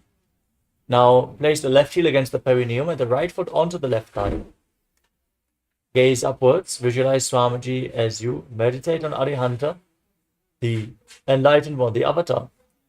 Close your senses in Shanmukhi Mudra as you inhale. Then close your mouth with ring and little fingers, your nostrils with the middle fingers, your eyes with the index fingers, and your ears with the thumbs in Shanmukhi Mudra. वामपार्श्वौ गुदं संस्थाप्य दक्षाङ्घ्रिवामजगणे. Now place your feet onto opposite knees and place your hands on the ground next to your body with the palms facing up. Gaze to your nose, visualize Swamiji, and perform the Kakachantra Kumbhaka. Keep your mouth in the shape of the beak of a crow. Inhale through your mouth and exhale calmly through your nose. In Kakachantra Kumbhaka in Yogasana 2. उत्तानौ चरणौ कृत्वा संस्थाप्योपरि जानुनोः. Next up is Urdhva Kukutasana. Rotate your hands at the side of your body and lift your entire body off the ground. Pull your knees up and visualize yourself as a rooster. वासिष्ठमथ कौण्डिन्यम् ऊर्ध्वकुक्कुटमेव च. Next up is Siddhaharatali Asana.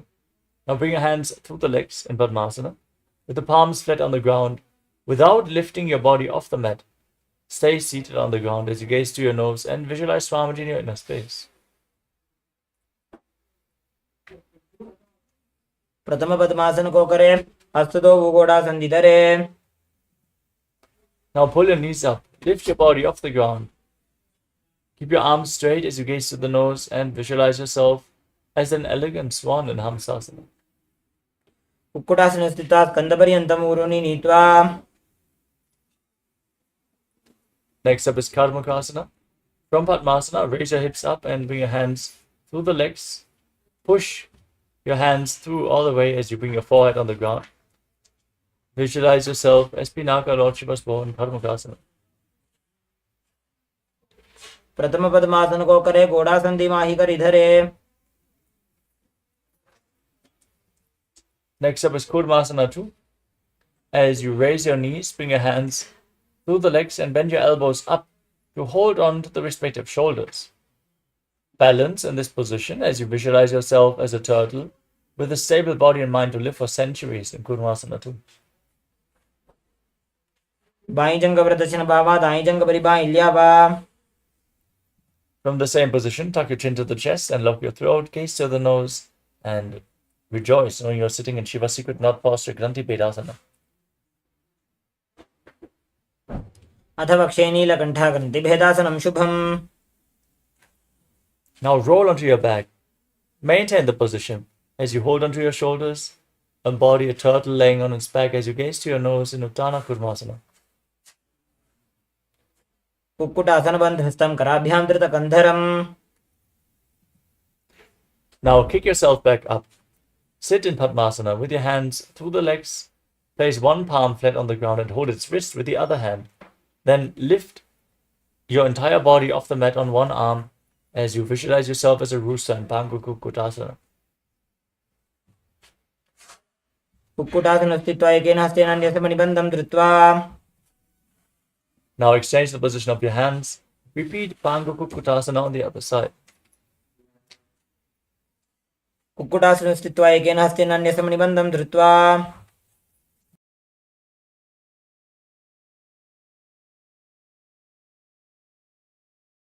Next up is Virudhasana.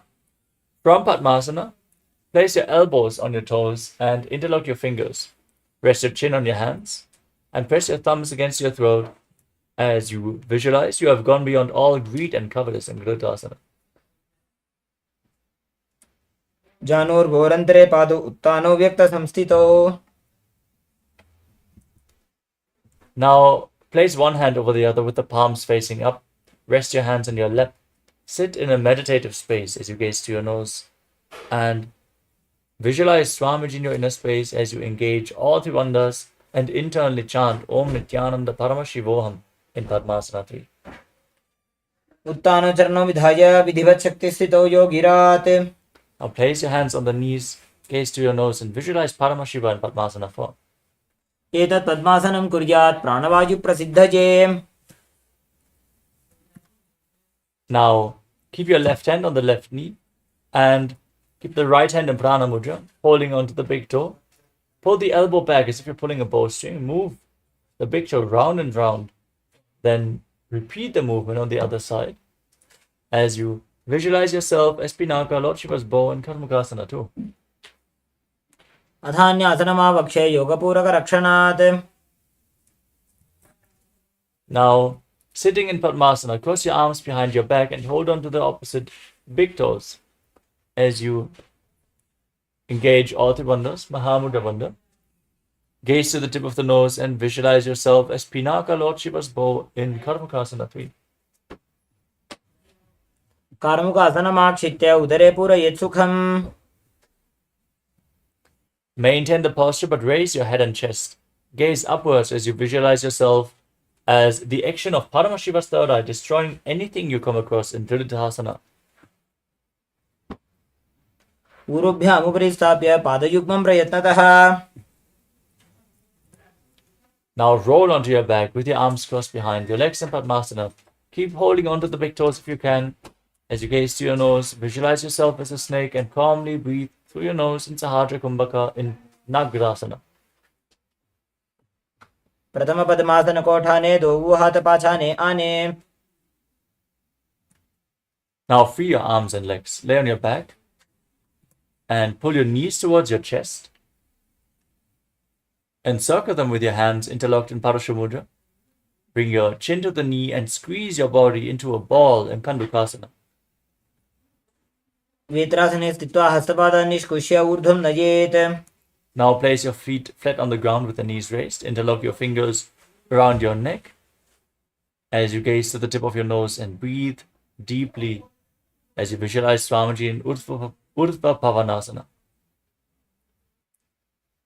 प्रथमे सूधो San करावे घोड़ा उभा राशि मिलावे.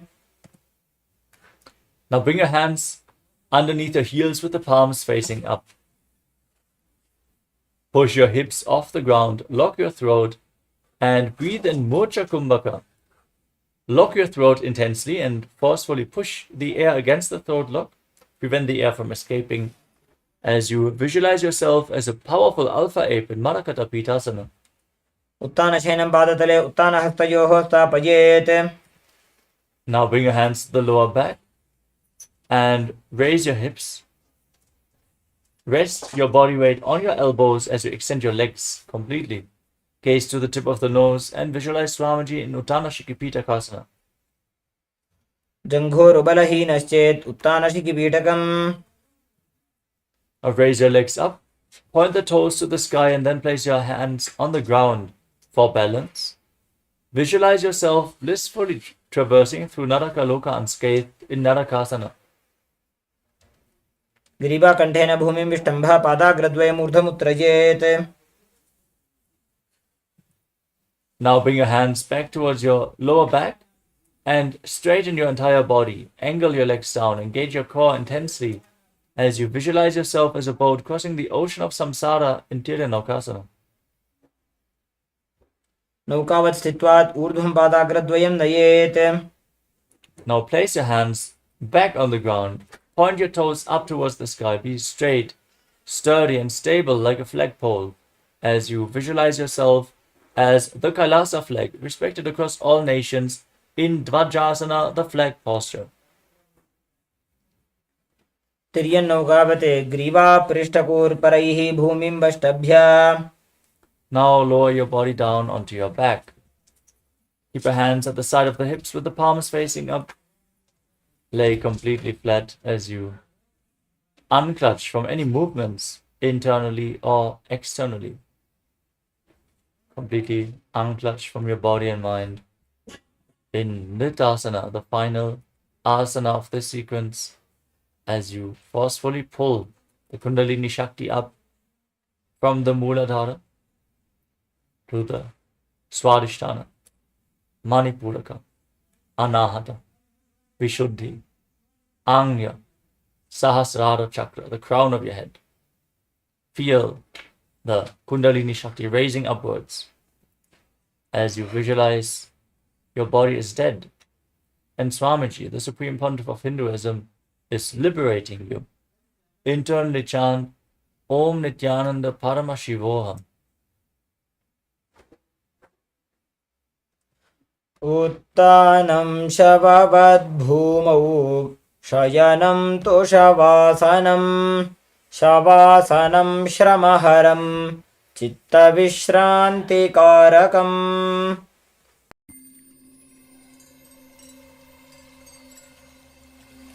I welcome you all with my love and respect. Let you all open all your three eyes. Om Nithyananda Paramashivoham.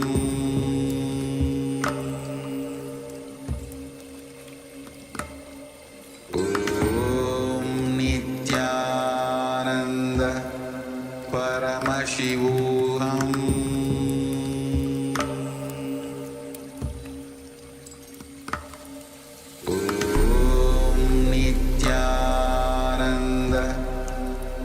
Paramashivoham.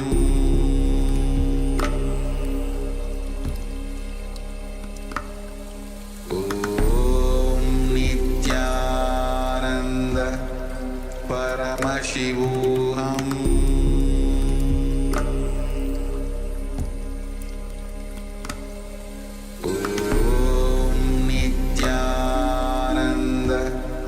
Paramashivoham.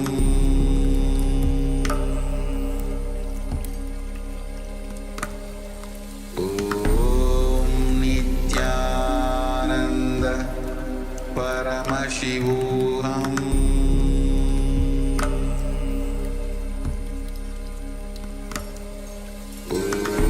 Om Nithyananda Paramashivoham.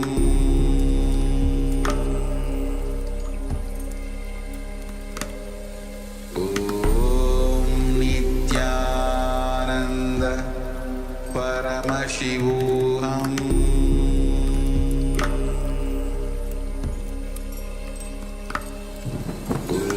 Om Nithyananda Paramashivoham.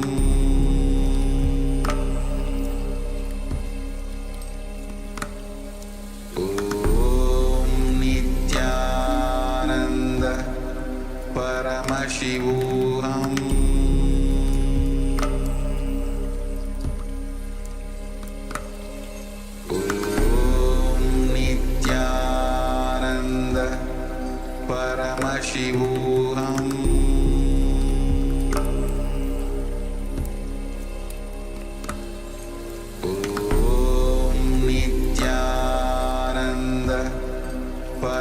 Paramashivoham.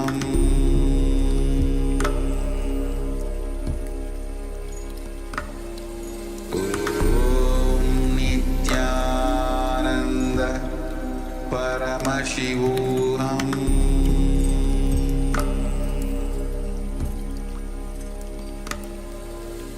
Om Nithyananda Paramashivoham.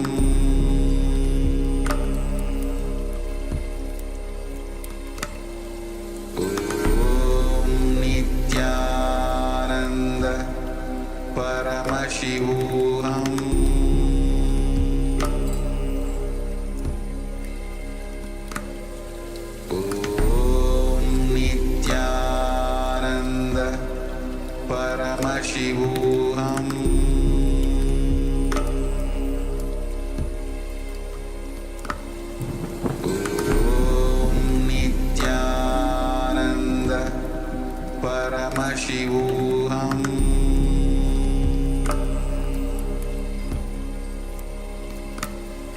Om Nithyananda Paramashivoham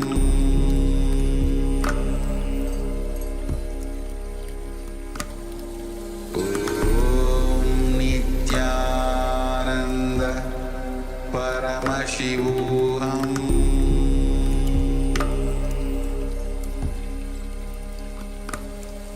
Om Nithyananda Paramashivoham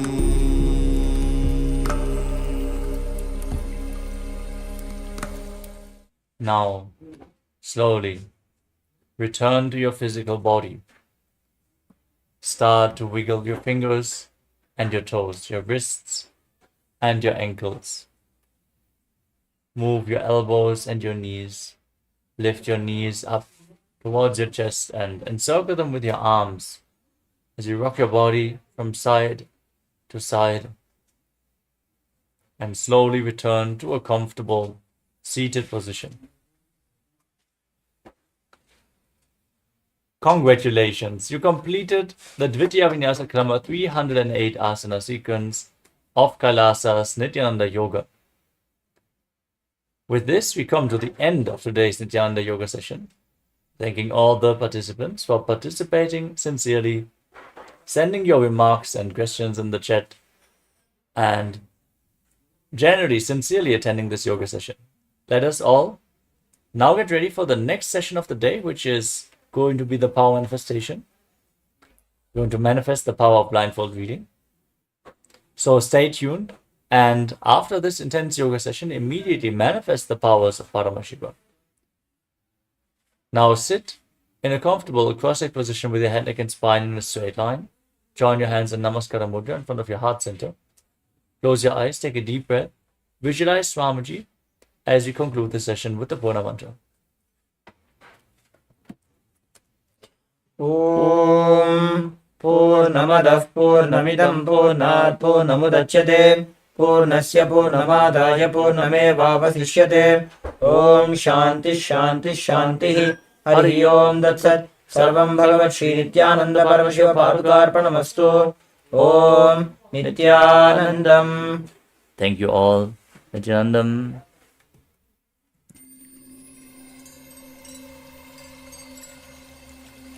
I welcome you all with my love and respect. Let you all open all your three eyes. Om Nithyananda Paramashivoham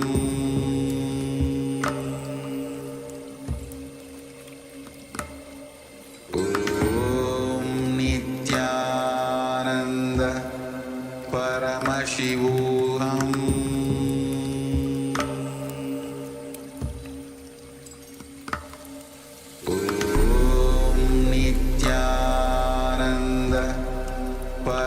Paramashivoham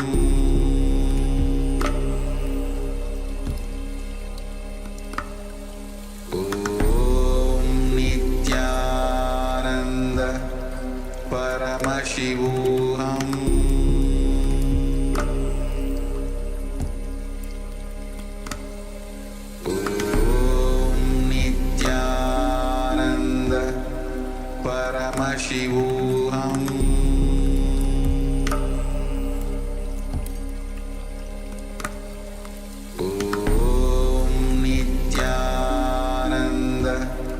Paramashivoham Paramashivoham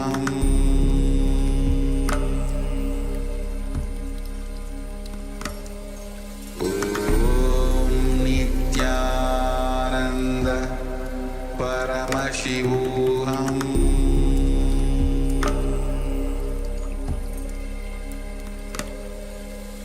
Om Nithyananda Paramashivoham Paramashivoham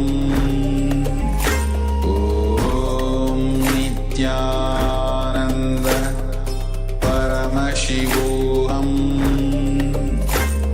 Om Nithyananda Paramashivoham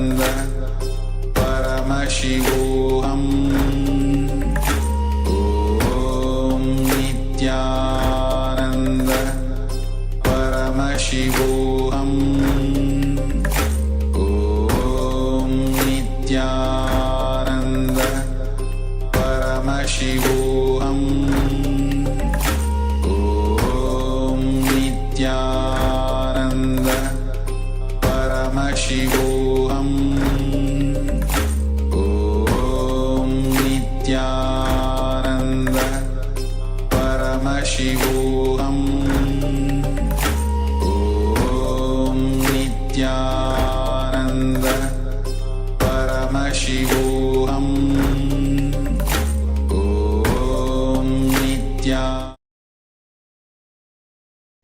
Yes, Nithyanandam, and welcome to all the Paramashivoham Level 2 participants once again to the Paramashivoham program.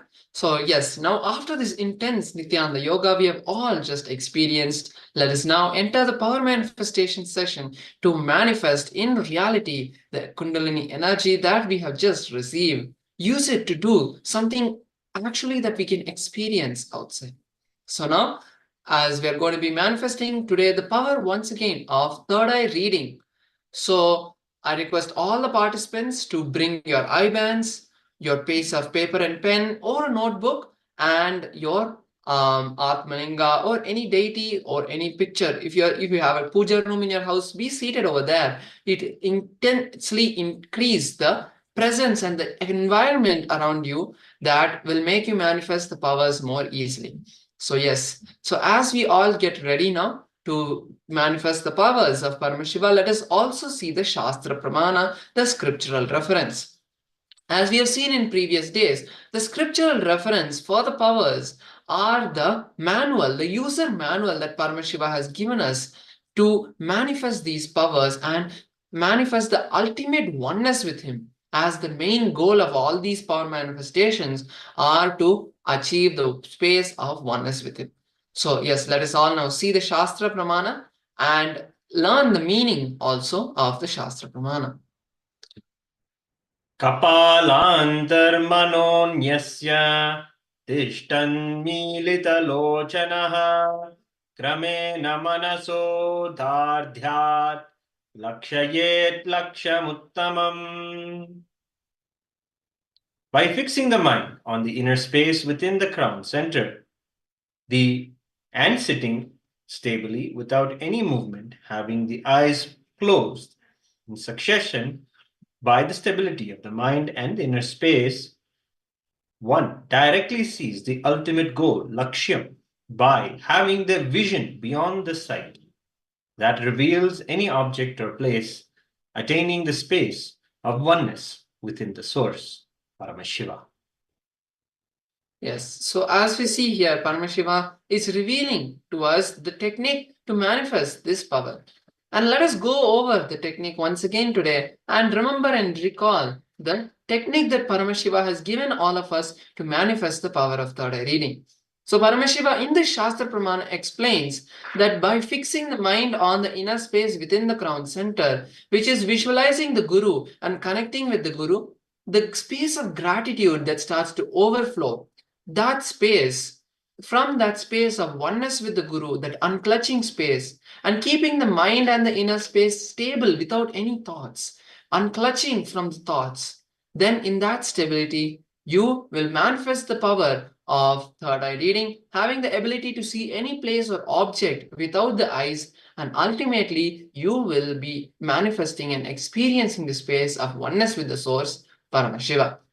So now with that beautiful understanding, let us actually start the manifestation. I request all the participants now to please blindfold your eyes.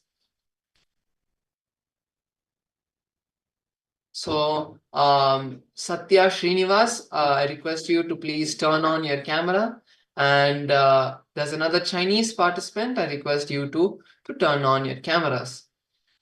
Now, please blindfold your eyes. Make sure your eyes are blindfolded comfortably with a cloth, not just your hands or just closing your eyes, but using a cloth or an eye band to close your eyes, because it intensely helps you in any manifestation. When you keep your eyes closed, the focus and the distraction that comes from around us is reduced. Because already the five senses keep on distracting us. That every single sensation that we feel, whether the smells or the sounds or the tastes or the feelings that we have, all of these keep disturbing us. So even closing one of the sensory tools that we have intensely helps us to manifest a better oneness with Paramashiva.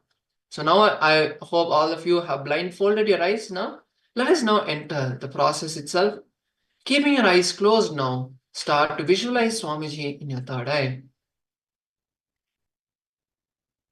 As much as possible, hold the visualization of Swamiji.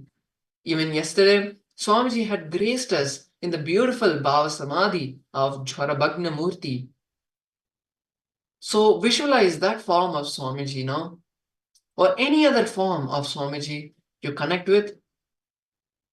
And now you can all start chanting the Mahavakya, Om Nithyananda Paramashivoham, which will intensely help you connect deeper and stronger with Swamiji.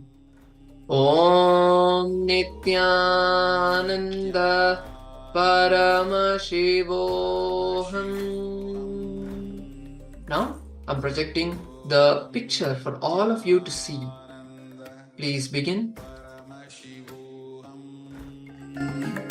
Om Nithyananda Paramashivoham. Om Nithyananda Paramashivoham. Om Nithyananda Paramashivoham. Om Nithyananda Paramashivoham. Om Nithyananda Paramashivoham. Om Nithyananda Paramashivoham. Om Nithyananda Paramashivoham. Om Nithyananda Paramashivoham. Om Nithyananda Paramashivoham. Om Nithyananda Paramashivoham.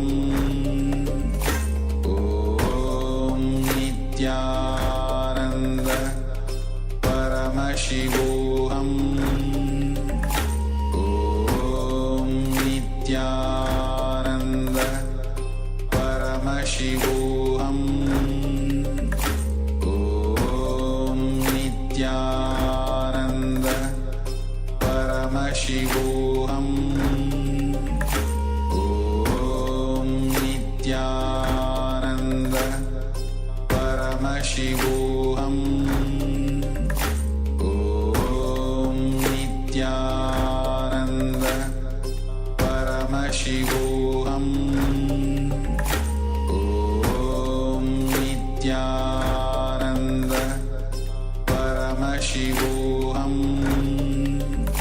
Om Nithyananda Paramashivoham.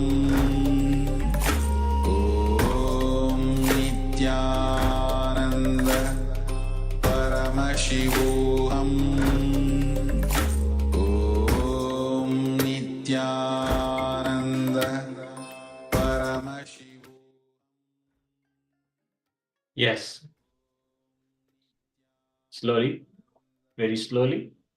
Open your eye band, open your eyes. And write down whatever Paramashiva has revealed to you. Know that whatever you were shown is the direct blessing of Paramashiva. When you connect with him, seeking him in the space of oneness, then everything is a revelation. So write it down, whatever your color, whatever shape, whatever object you saw, write it down. And yes, if you saw a Shivalinga, yes, if you saw the Shivalinga, then you got the vision. Yes, so we have a participant, Vishwanathan, who is saying that he was able to see a lotus flower and Swamiji. That's beautiful. actually the picture is a Shivalinga. So if you have seen Swamiji also, that's beautiful because Swamiji is the Paramavatara, the manifestation, the incarnation of Paramashiva himself. So that is a beautiful vision you have seen. And if any other of you have seen like colors of gray, white, or red, then you have also manifested. Also, if you see under the Shivalinga, there's the text of the letters of the Shivalinga with the alphabets of the word Shivalinga. So if you've seen any of these alphabets also, that is beautiful. You have also still manifested the power. Even the smallest manifestation and vision you have, make sure that you celebrate and congratulate yourself for being able to manifest. Also, thank Swamiji for giving you the divine vision of the picture that we were all seeing. Yes, now with this, let us all move to the second round of the manifestation. Once again, we are going to be seeing some pictures and words. So whichever is comfortable for you, you can, that will be shown to you. Now, let's all once again close our eyes. Please blindfold your eyes. And now, once you blindfolded your eyes, start visualizing Swamiji in your inner space. Once again, that beautiful form of Swamiji. And start having the gratitude. Offer your gratitude to Swamiji, thanking him for giving you this beautiful opportunity to manifest and learn the science of power manifestation. Now, as you're visualizing Swamiji, start chanting the Mahavakya, whether internally or externally. Om Nithyananda Paramashivoham. Now, start seeing the image that is being projected to all of you.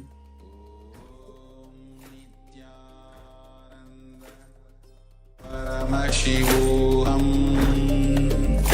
Om Nithyananda Paramashivoham Om Nithyananda Paramashivoham Om Nithyananda Paramashivoham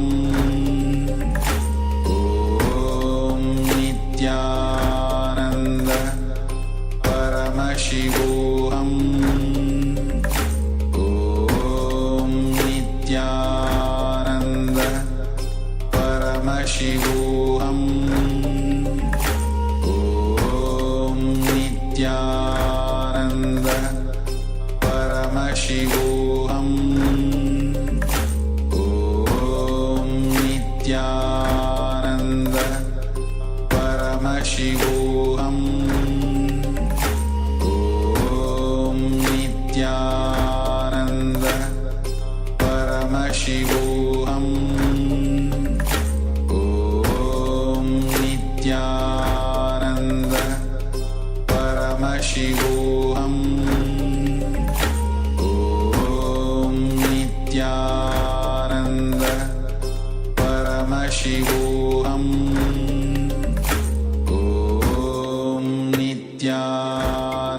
Nithyananda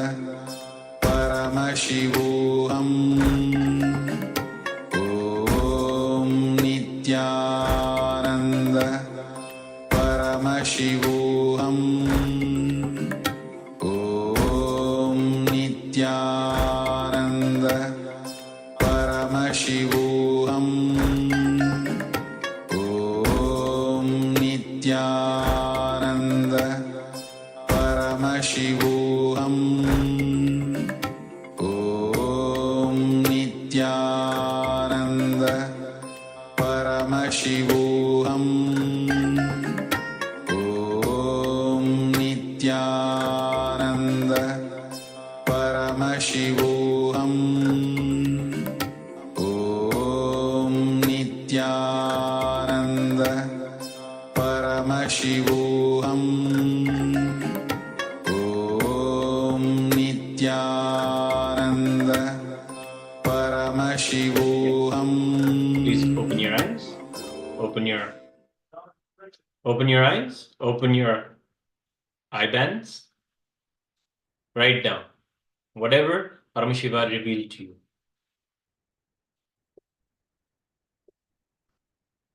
In this manifestation, whatever you see, whether if you have seen something, that is the blessing that Swamiji has given you. And if you're not able to see anything yet also, it's not that you're not able to see. That is some incompletion which is blocking the visualization that Swamiji is giving all of you. So that is the thing that you need to break by doing the completion process again and again. As we are in the world outside, there are so much of toxins also that are there in our body. And by manifesting these powers only, that we will be able to remove these patterns and toxins from our body. So yes, once again, Vishwanathan has put that he is able to see bus and green color. Okay, so let us all now see the the image that was projected to all of you. So the color of green is that beautifully in the background, and this is the picture of Mahavishnu lying on the Ananta Shayana. So you can see that there is Lakshmi and Saraswati, Brahma is there, and Vishnu is lying down on the golden serpent. So in this picture, the colors which are there also we can see there are many colors. There's blue, there is green, there is yellow, there is red, there is also some white. So any of these colors, if you have seen, that is also beautiful. You have started manifesting the power of third eye reading. It is just some more will persistence and continuous practice of this power which will give you the complete ability to manifest the power. So now with this we come to the end of this power manifestation session, and now we are going to be moving into today's sessions and learning about the science of leadership. So let us all now get ready to learn the science of leadership directly from the powerful cognitions that Swamiji has given us.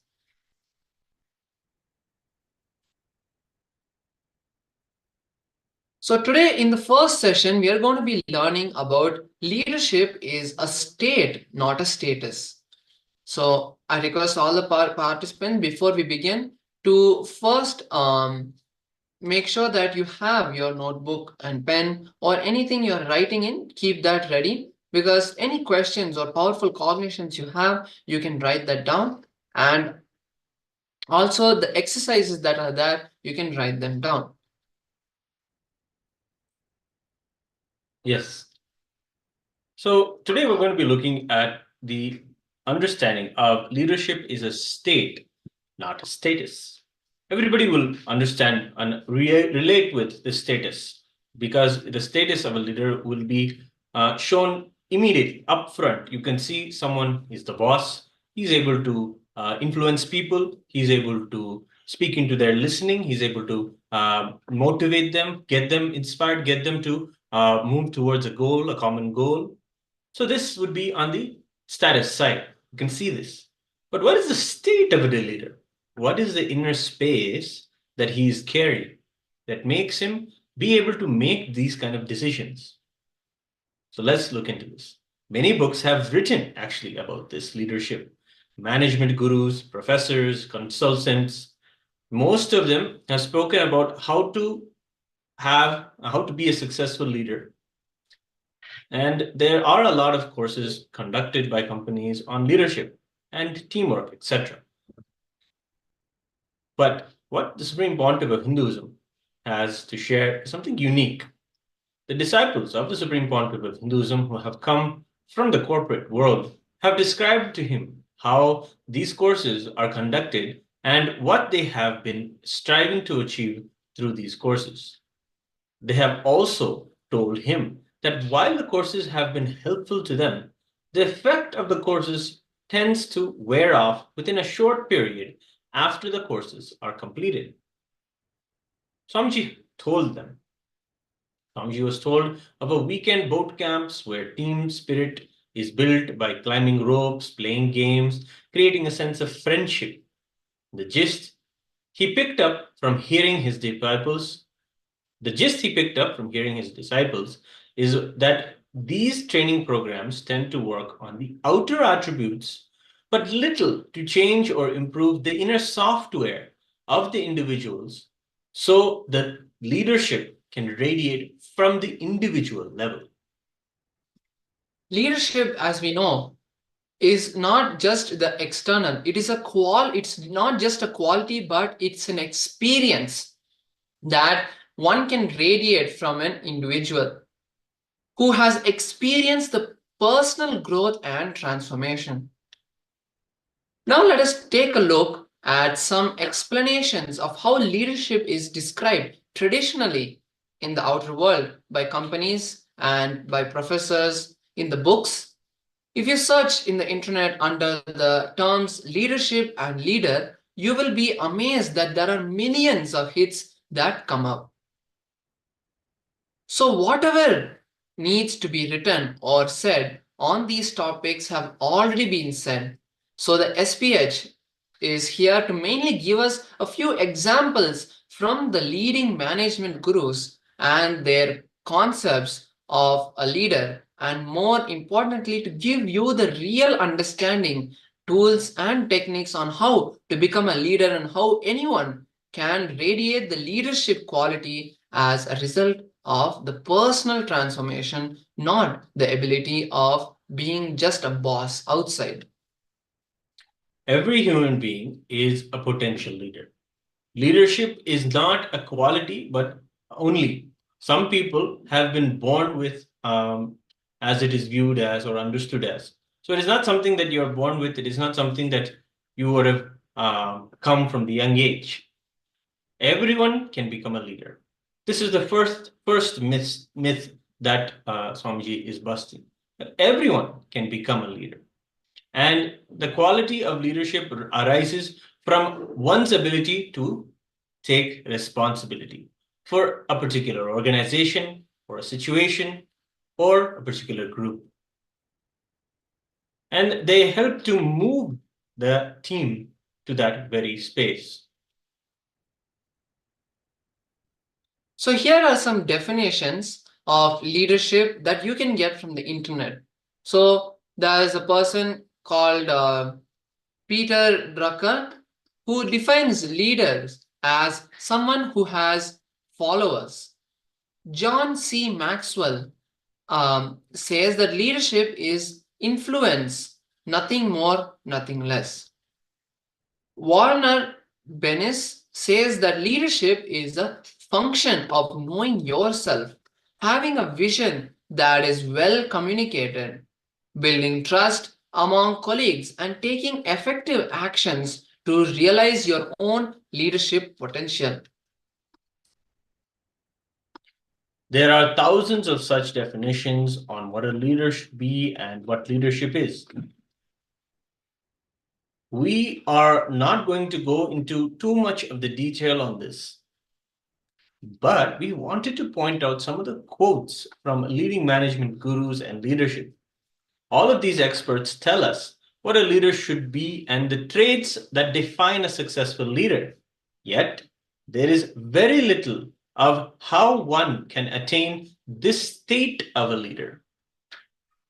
So we see the examples that were given, it's only very external. They're not giving us the actual answer of how the leadership traits, can it be created? Can a leader be created? Or does it have to be, are you only born with it and nothing else can be done afterwards? Let's understand that.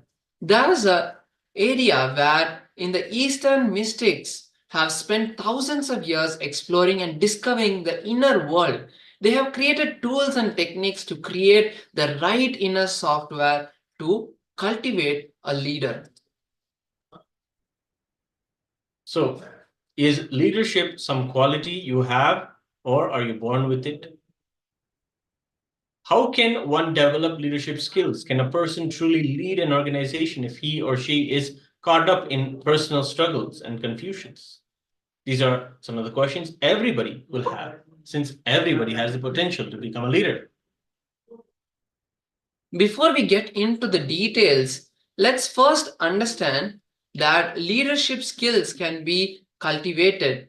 It is all about achieving the state of consciousness of a leader, not the status that is achieved by becoming the leader.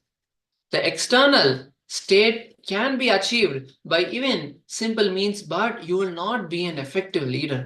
The space of leadership can be cultivated easily, not even, there's no difficulty, it's just a decision that all of us need to take. The process that Swamiji is going to take us through is time-tested and is a proven science of personal transformation. It is a product of 10,000 years of research and development from the Eastern system of inner science. So what does this mean? Let us now take a deeper look. Firstly, understand that every civilization has focused its energy on certain fields. In the West, they focus their efforts on the outer world, outer sciences, innovations and discovery, creation of products and services to improve the quality and life of the person on the external scale, not internally. On the other hand, the Eastern mystics, they have done so much of research and found inner software, found the way to transform and change the inner software of every individual. Most of our discussion on leadership will be focused on giving an understanding of human emotions, the mind, and how we can use these simple understandings from the inner scientists to help us lead a successful and fulfilling life. In most organizations, those who have become leaders have achieved the status of the leader. They may not have necessarily achieved the state of a leader. So now let us watch a beautiful video where Swamiji is going to explain and tell us about how every one of us can become a leader and what we need to drop and what decisions, what mental setup do we need to create to express the space of leadership. So I request once again all the participants to write down all the powerful cognitions you receive in this video, all the powerful techniques that Swamiji gives in this video, and any questions you have, you can ask them at the end of this video and we'll be happy to answer them. But now let's all be in a space of listening and write down these powerful cognitions that Swamiji is giving us.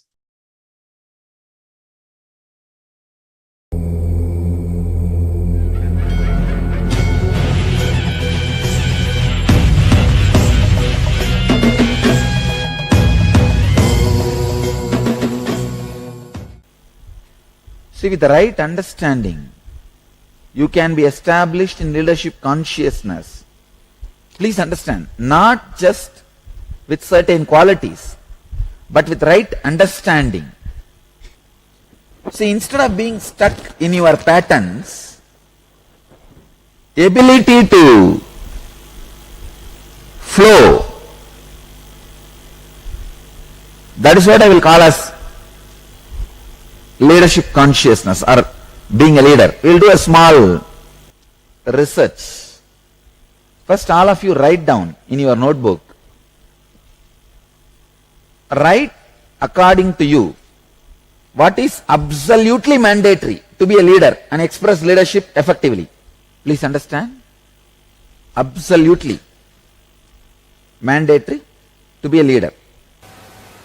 The truth is, understand the leadership.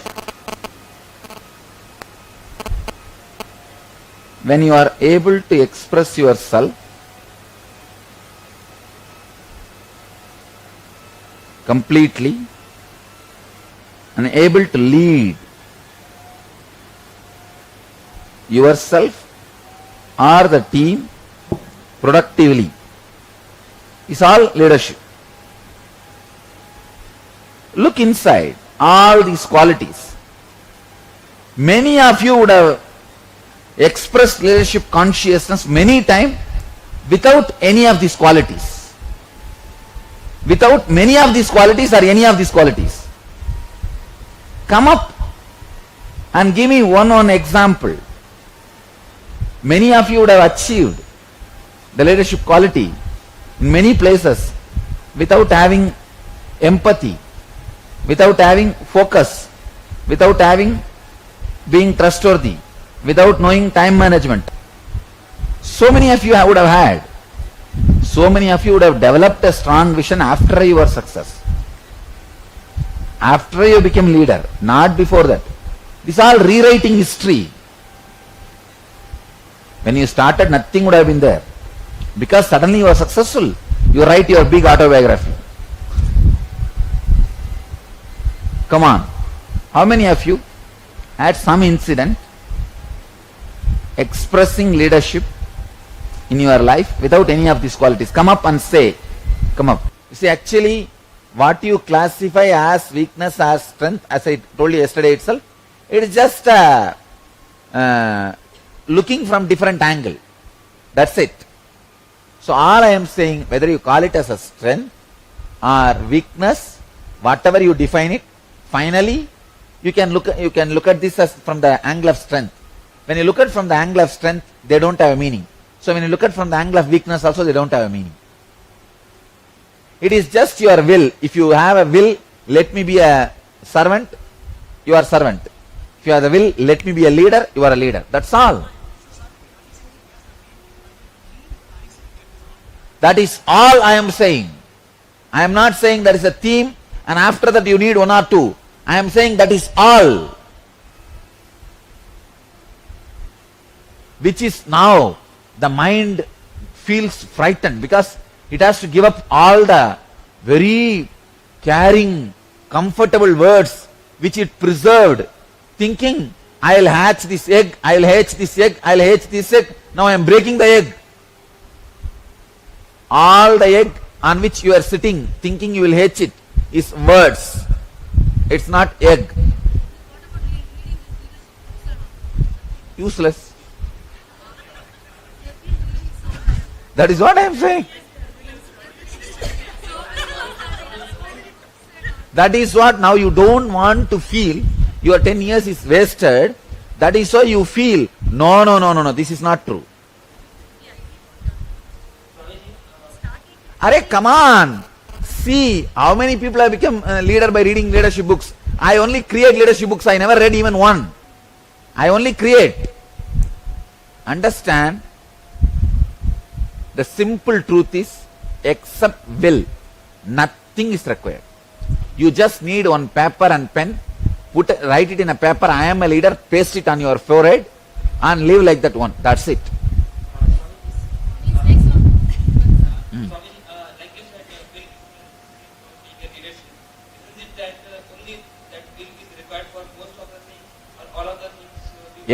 Everything, simple decision is that's all, nothing else. Simple decision. Very simple decision. But your mind does not agree to this. How can things be this simple? But it is. I tell you, I do not have one extra leadership quality or one quality got molded, developed when I started Dhyanapidam and now. I am very honest. When I started Dhyanapidam, my leadership qualities, and now not one quality improved 1 inch.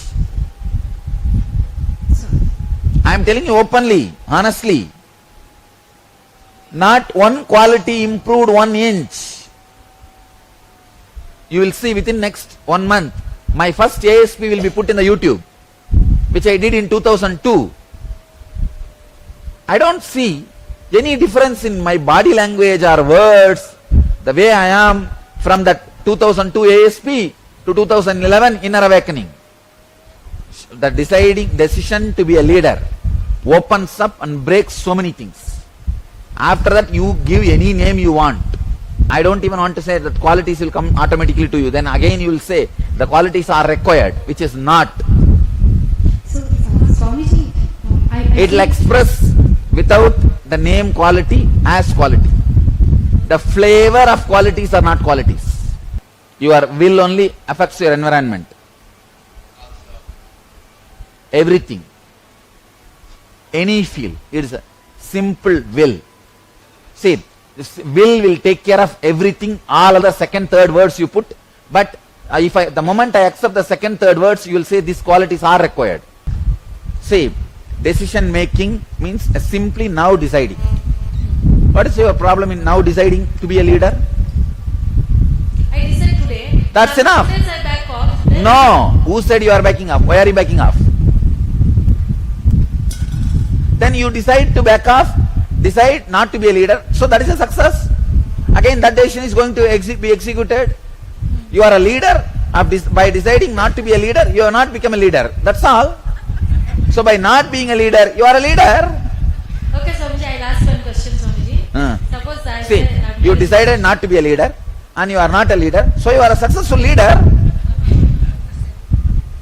Yes, no. Because your decision is executed, you are successful. Now I've decided that I'm a leader. And then I have set the goal. Like in this many months I'm going to do all these things. By the end of that many months I wouldn't have done. No, if you are planning now itself, naturally you wouldn't have done. You are a leader. I didn't get you, Swamiji. See, now itself you say, this many months I will plan to do. I will put an example. 1 crore in next 1 year. And after 1 year you wouldn't have done. You are saying. So now itself you decided you are not going to be doing it. So you have not done. So you are a leader. No, Swamiji. Then, you see, If I have realized. listen. In your decision itself, you decide your failure also. There's a lingering thing. Yes. Back. The linger. Out of that. No, there is no question of how do we come out. Simply come out. Now, I have decided I am not going to have any more lingering. I am not going to have any more lingering. Over. Leadership can happen with and without confusion.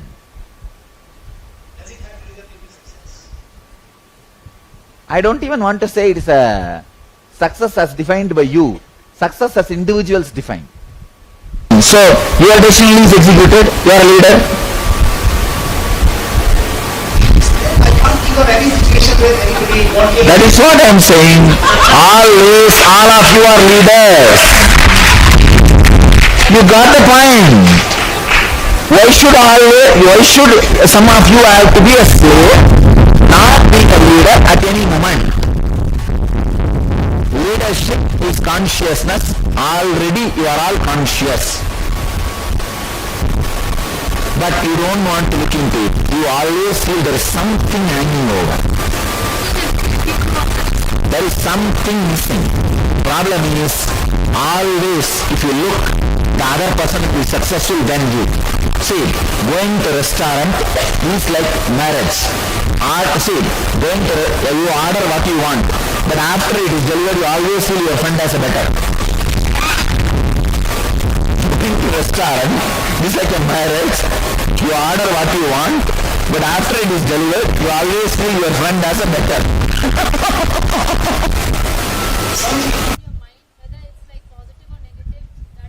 Simply will lives.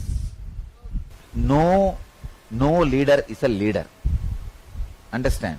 If you can, use them as ladder, or just forget about them. That's the truth. That's the truth.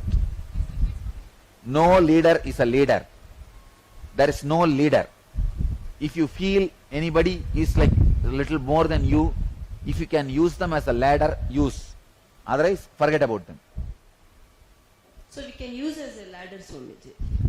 As long as you feel he can be a ladder. That's all. See, when I say simple truth, it hurts you because it is too strong. I am telling you, there is no leader except you consciously deciding. See, it is the pressure you feel inside about what you want is what I call leadership consciousness. Nothing else. See, now, I'll give you guys a glimpse of this consciously. A very small practice. Very simple practice. Just sit with your pure will, without letting the will overflow as a thought or decision. See, your will is like a overflowing pot, full pot. The moment it starts overflowing, it becomes a thought or a decision, gets diluted. Let the pure will be as pure will. Just be what you feel as you. That's it. Not becoming anything. Understand? No. Again, in a different way of unclutching. Just what you feel as you, sit with that, without letting that turn into any other idea or concept or expression, future, or any things you carry about you. For example, now I am me. I may have a goal by 2012, I should do this. Let me not allow that me to take a turn or a different form, the 2012 me. Me this moment, me at 2012. The me at 2012 is what you think as leader. For you, I am giving you example. You at this moment, you at 2012. You think you at 2012 is a leader. So you always try to take the form of that in the mind. Now, sit you at as you now. This is what I call will without overflowing or without getting turned into anything. Like a milk becomes a buttermilk without that getting churned, without milk becoming buttermilk, without 2011 leader becoming 2012 leader. Sit as a 2011.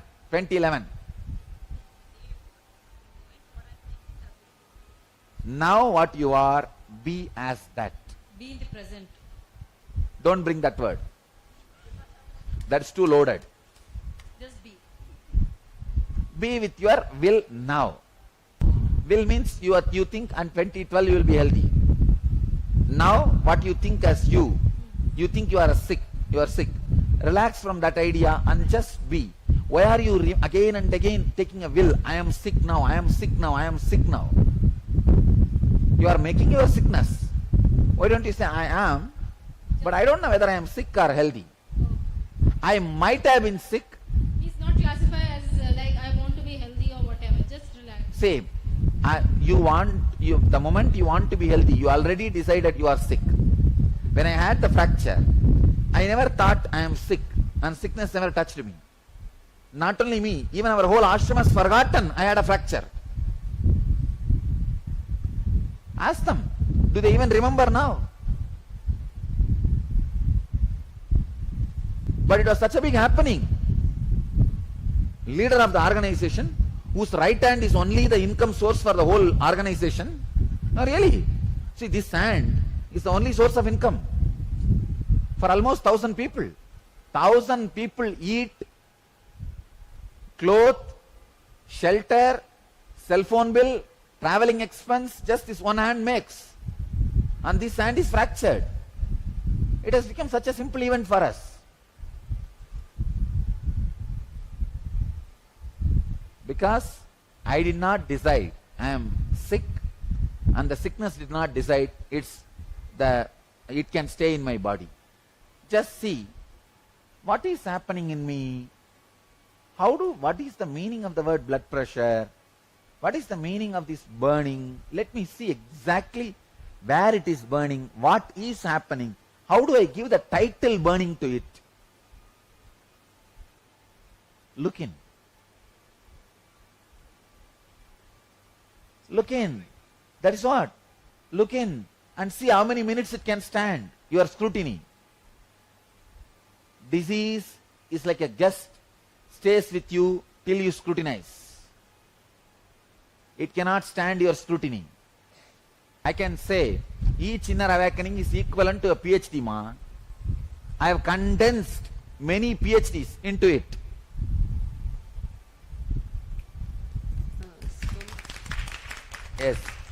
Yes. Look into the pain. What do you call as pain? What do you label as pain? Look in. Which is not there at all. I tell you, pain is a myth. yesterday because you did not look into now, you had pain. Now you are looking into now, it is not there. When tomorrow comes, look in as a now, it will not be there. Understand? Volunteering does not mean you can't be creative. Seva is the ultimate creativity. That will open thousands of possibilities. Seva, you have a freedom to fly and take any shape you want. So, not necessary to earn money. Yes. It is not always the making. It is always how you are living.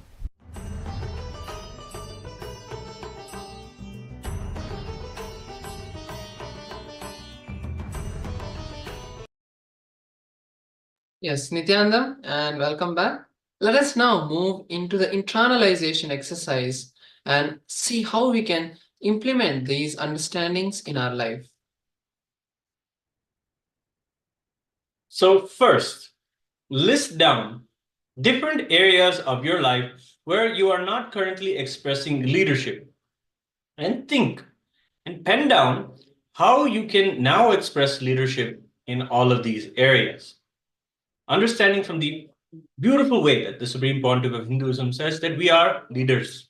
First, when we cognize this, all of the extra thoughts, the thoughts that are absolutely not contributing towards anything for us, they just keep us in worry. All of those immediately follow it, because Swamiji has put us in a status of responsibilism. He has put us in a saying, you are the leader. You are. You can do it. Now from their work, from this cognition, see where that you have not been a leader, where you want to be a leader, and write down how you can now express leadership there, because you know, I am a leader. I can change this situation for myself. And write down the decisions that need to be made. Go ahead. Takes a few minutes and write this down.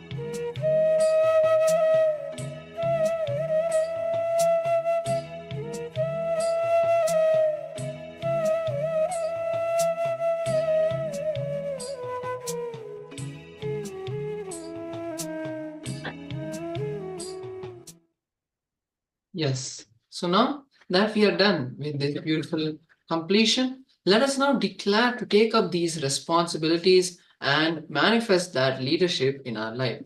So now let us enter the power manifestation. Now we are going to be manifesting the power of the third eye powers today. So now I request all the participants to keep down your paper and pen for a few minutes and listen to first the Shastra Pramana and the scriptural references. You're going to be once again manifesting the powers of the Ashtamaha Shaktis. So I request all the participants to be seated first. Let us hear the Shastra Pramana and then go next and understand and manifest the powers itself.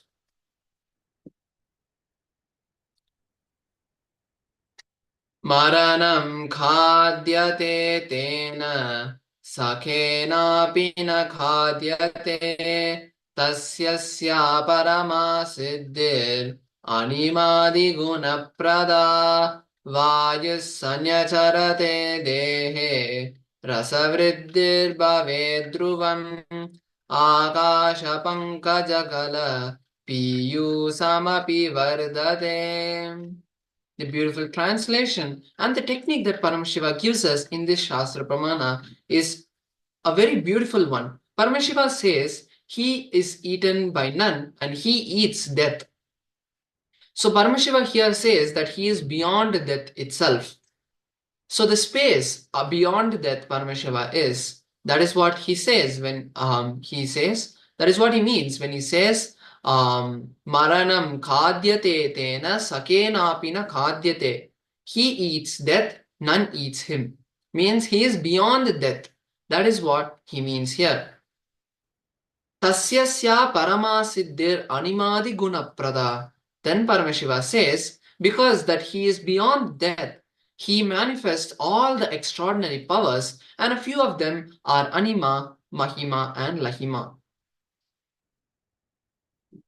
Vayus sanyacharate dehe rasavriddhir bhaved dhruvam. Next, Paramashiva says, Vayus sanyacharate dehe rasavriddhir bhaved dhruvam, which means that inside Paramashiva's body, the Vayu, the wind energy, flows equally through him. Then he says, Akasha pankajagala piyu samapi vardate. Then finally he says that the space, because of the space Paramashiva is, the nectar overflows inside. The nectar of bliss overflows inside his body. So now if we see, how do we manifest this? How do we map this as a technique in our life? If we see, Paramashiva says very beautifully, he asks us first to go beyond, to manifest the space beyond death. What the space beyond death is not the physical death that all of us go through. That is not the death Paramashiva is talking about. Paramashiva is talking about the death that is continuously happening inside us. Paramashiva says to go beyond that space, to become Paramashiva. As Paramashiva says that he is beyond death. How do we become Paramashiva? We are already Paramashiva just by visualizing Swamiji. That is the technique that Swamiji has given for all of us to become Paramashiva by chanting the Mahavakya and visualizing Swamiji. That will automatically take us to the space of us realizing ourselves as Paramashiva.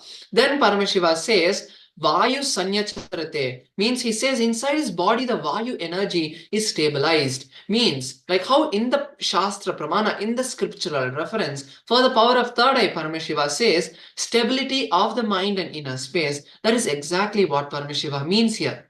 It is when we are stable inside that our breathing also stabilizes. For example, when we are angry or when we are upset, we can see how our breath is so rapid and restless, chaotic. When we are calm and complete, our breath is stable. So bringing ourselves to the complete space of unclutching is what Paramashiva says is the next step that we need to do. That will be manifesting that space of oneness and completion by chanting the Mahavakya.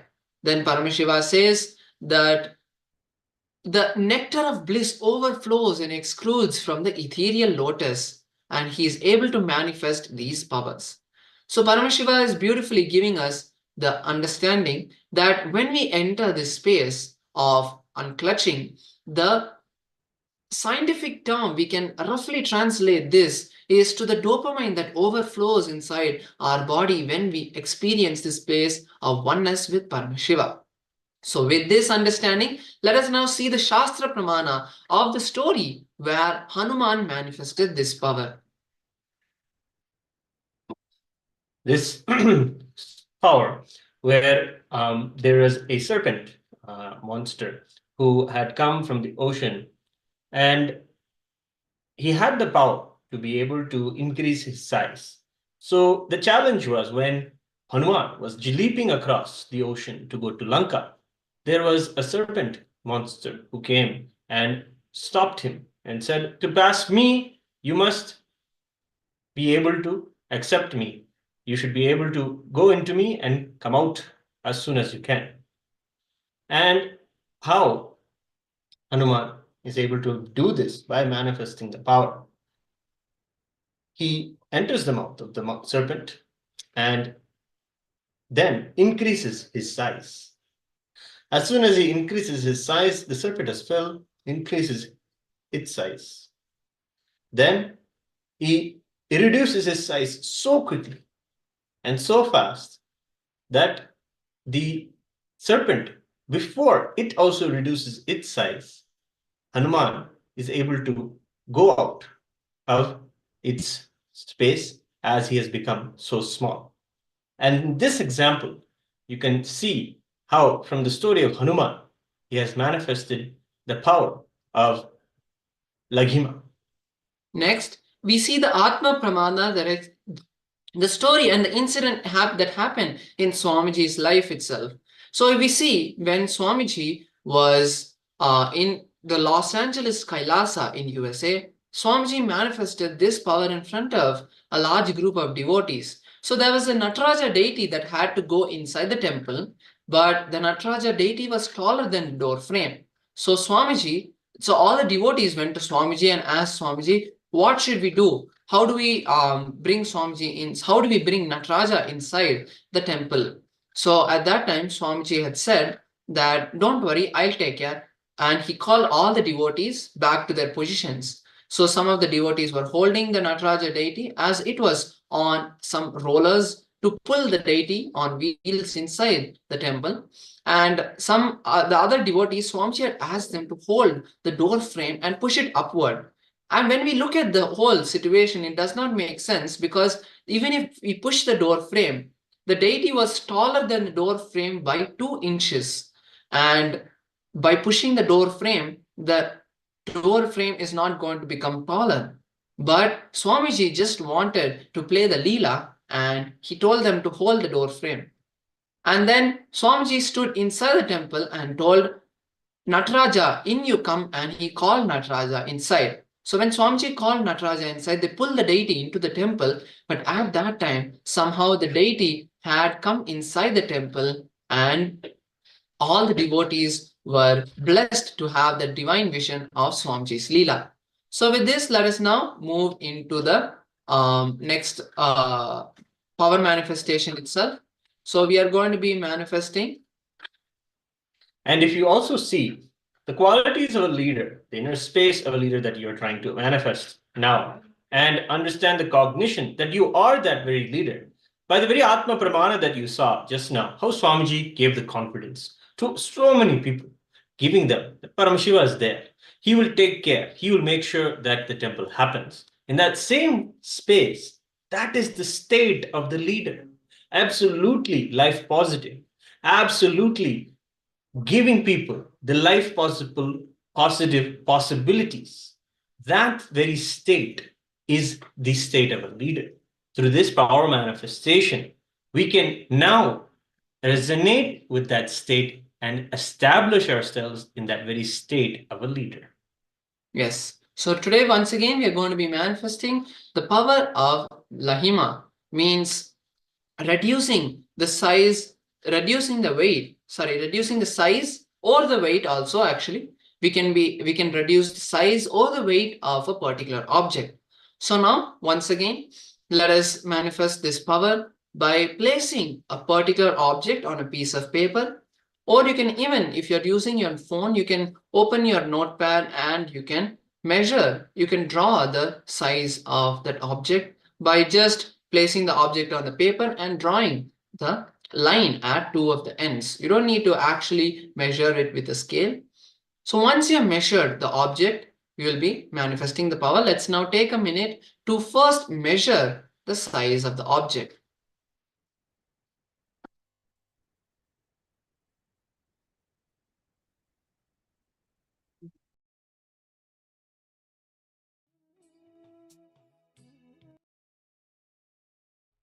Paramashivoham Om Nithyananda Paramashivoham Om Nithyananda Paramashivoham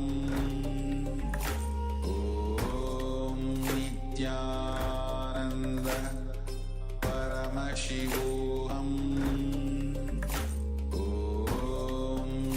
Nithyananda Paramashivoham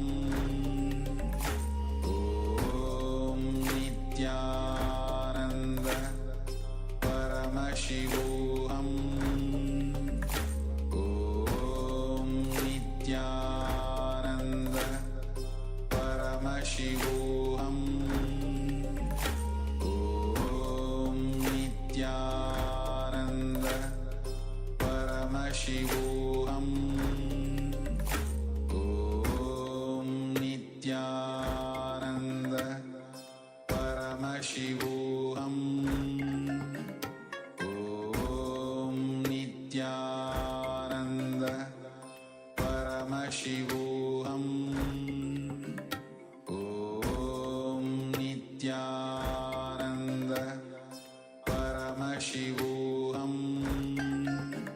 Om Nithyananda Paramashivoham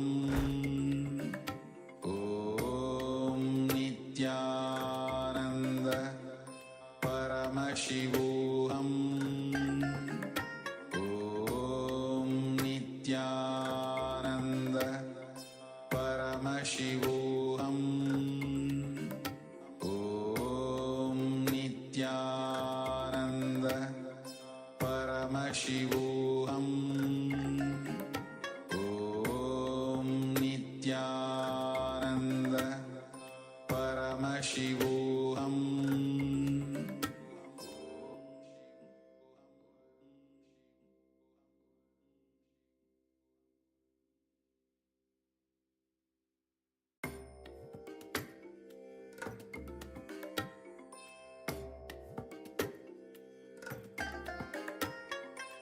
I bless you all. Let you all open all your three eyes and manifest the powers of Mahasadashiva. Om Nithyananda Paramashivoham Om Nithyananda Paramashivoham Om Nithyananda Paramashivoham Om Nithyananda Paramashivoham Om Nithyananda Paramashivoham Om Nithyananda Paramashivoham Om Nithyananda Paramashivoham Om Nithyananda Paramashivoham Om Nithyananda Paramashivoham Om Nithyananda Paramashivoham Om Nithyananda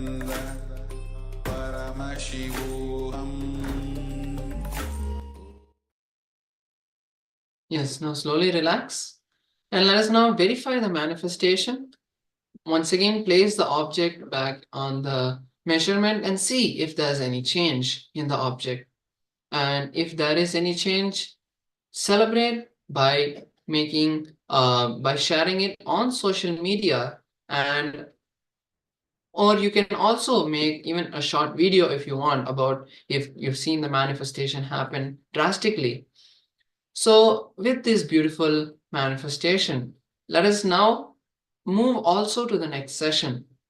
So as we move to the next session, you can also quickly measure and verify the manifestation. So now in this next session, we are going to be learning about the state of a leader versus the state of the leader.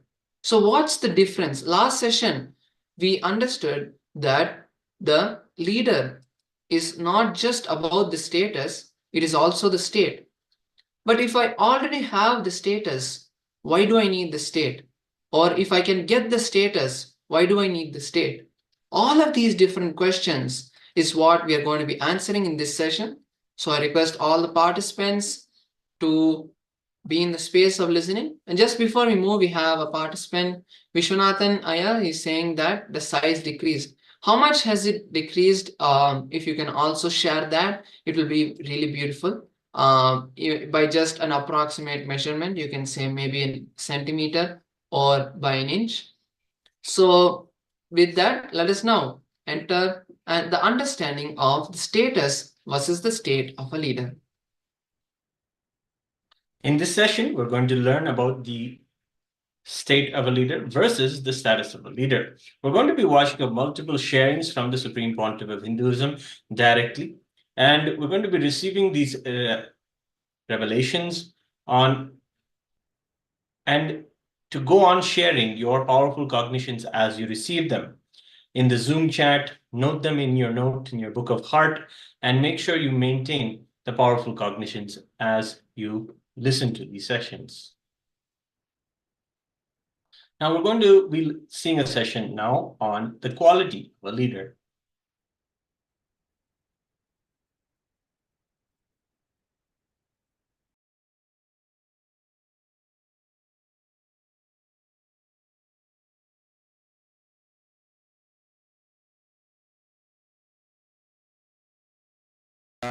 शिवसमारम्भां शङ्कराचार्यमध्यमाम् अस्मदाचार्यपर्यन्तां वन्दे गुरुपरम्पराम्.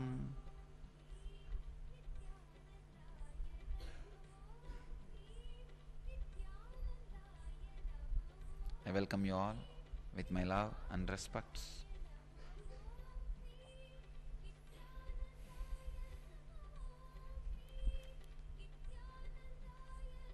I welcome all the devotees and disciples who are sitting with us at this moment in 309 locations in 128 cities in 17 countries.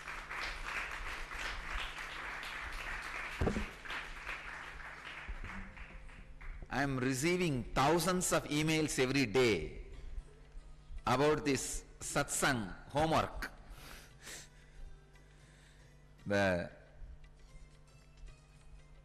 practice, sadhana given in the satsang,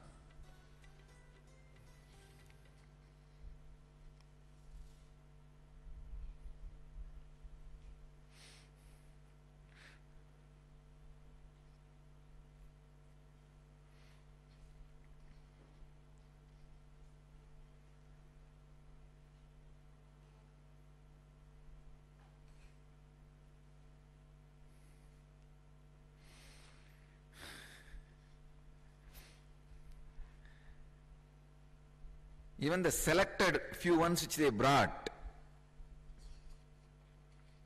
I wanted all our devotees to know. Please understand, I went through all the emails, spending hours and hours, and I selected few to be answered here. Even that goes to 84 email.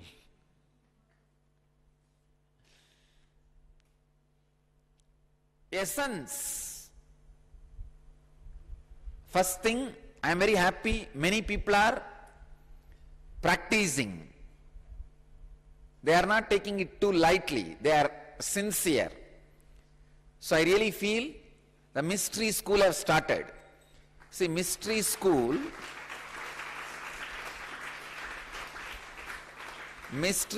does not start when I declare. It starts only when students join.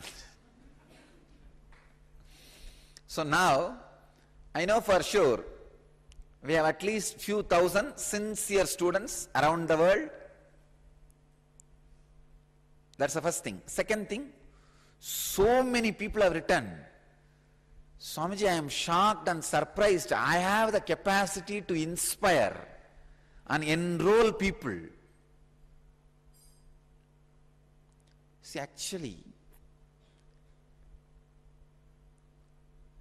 when I share the truth with you, when it clicks inside you, a part of you expand. But when you go out and inspire people in this truth, you become leader. The leadership qualities starts expressing in you. Sharing enlightenment makes you a leader. Ishitva, one of the important siddhi of Ashtama Siddhis, happens in you. The qualities of leader happens in you when you go out and share this truth, inspire people through this truth, transform people through this truth. I am hearing from thousands of devotees around the world that they themselves are surprised. One doctor devotee from Bangalore, she writes, Swamiji, when I started explaining these truths in Kannada, suddenly I realized I am getting all the technical terms and clicks from somewhere. It's flowing through me. I'm able to inspire. Understand? It is opening many of your dimensions unknown to you in you. It is there in you, but unknown to you. Start going around. Share these truths with people. Understand? Do not ever think somebody is not intelligent enough to understand these great truths. If you can understand, anybody in the world can understand. One person wrote to me from Mumbai. It seems he thought his gardener can never understand these big things. Because he did not get 5 persons, he caught hold of his gardener and started explaining. Not only the gardener completely understood, it seems that gardener gave the reference that the same truth is told in Bhagavatam.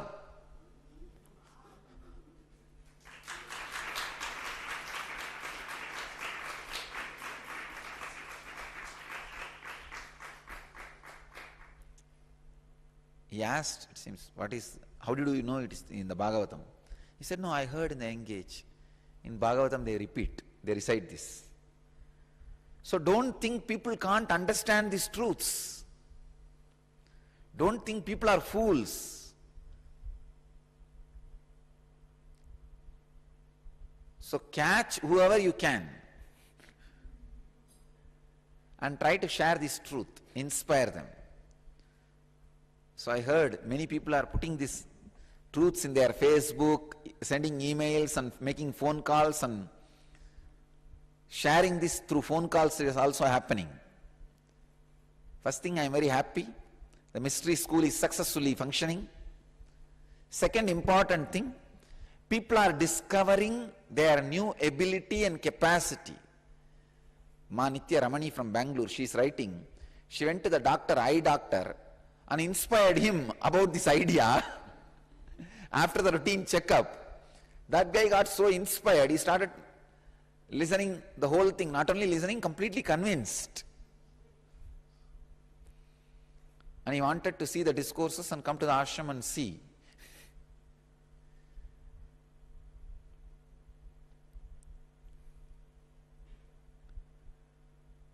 And another one, seeker, Leelama from US is writing,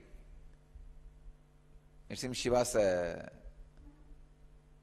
brahmacharini in an ashram, then married, but her son is a brahmachari in India, in Brindavan. She was writing about her beautiful experiences with this truth, how it is working with her and whatever. When I read all these emails, I wanted you all to know honestly. Even now, I got much better clicks and words to share the same truth with all of you. Because now I know the doubts you have. Now I'll give you the gist of those 2-3 truths.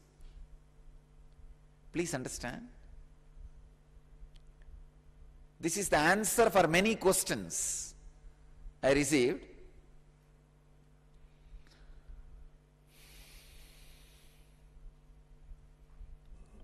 Knowing that you can never live in the present moment takes away the great guilt which is created in you by the wrong practice, wrong sadhana. Try to live in present moment. Till you die, you will not be able to live. That's the first thing. Second important thing, by remembering whether you are thinking about the past or the future, you are in the present. You are living in the present from this moment. Whenever you want to live in the present, just remember, wow, I am thinking about my past, but in present.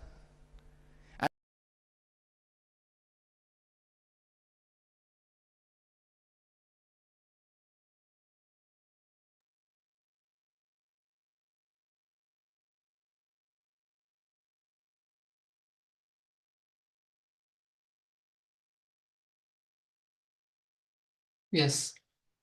So that was a beautiful satsang where Swamiji shared about the state of how to become a leader, the leadership quality. Let us now move on with the next understanding. Now let us let us now understand the continue the understanding of the state or the status of a leader. As long as we are caught up by unconscious samskaras, you can never achieve the state of a leader. You may achieve the status of a leader, but with lot of suffering and struggle.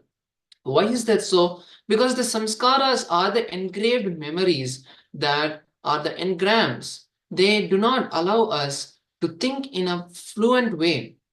So when we have these samskaras, they keep on blocking our thought process, and it is very difficult even to take a small decisions when we have so much of samskaras. Be very clear. If you sit in the leader's chair with a lot of suffering and struggle, you will tend to create the same kind of suffering and struggle for all of your subordinates. Again and again, your mind will say, when I suffered and struggled so much, why not them? You will just reproduce your old mental setup on theirs. And this can be very demotivating factor in organizations. If you are constantly deciding without any clarity and you sit in the leader's chair, be very clear, the suffering and torture will also fall upon others, because when you are not clear, you will take decisions, and those decisions are going to affect your entire team. If you take decisions consciously, you will never have any stress. You'll be completely stress-free. Stress happens only when you take decisions unconsciously. When engrams interfere with your decision making. If things are straightforward, you can take thousands of decisions and be completely relaxed. Your life will flow just like a river. If you are filled with engrams, even after taking 3 decisions, you will be completely tired. You did not even do any work. You just sat in a chair and thought about work. within half an hour, you will be having shoulder pain. This means that you are caught with engrams. They do not allow you to take the right decisions. A person who is caught by these engrams, who always chooses suffering with engraved memories and is suffering because of engraved memories, can never relax or even have a vacation. If a person is not in a relaxed state of mind, how can we expect creativity and unbiased decision making? A person who is caught in his engrams can neither have a vacation or he can never live his life completely. Vacation or work, living or leaving, both decisions are related to your consciousness. It is not related to what you are doing. It is related to what you are being, your very state. Only a man who is aware of his being, his state, can achieve leadership consciousness. So now let us watch another satsang where Swamiji is going to share few more deeper insights and understandings of the space of the state of the leader. So I request all the participants once again to write down any powerful cognitions you receive and you click with in this satsang.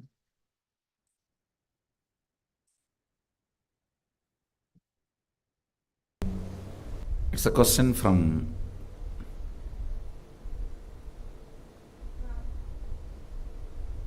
Bratislava, Veronica Sibalikova.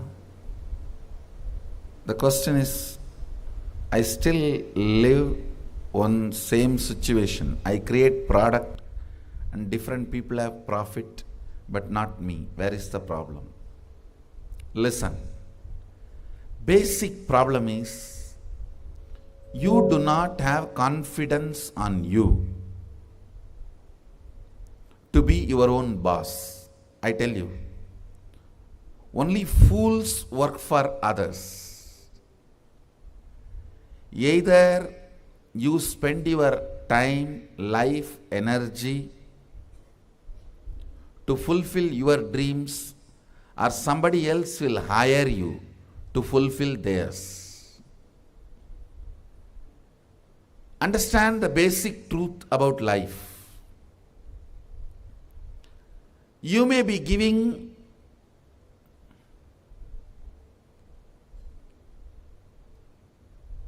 little energy to your time. See, you have time in front of you as days. You may be giving little energy to it, but you are not giving life to it. When you give little energy, you come up with some products. How to use your time. Then it's money for somebody.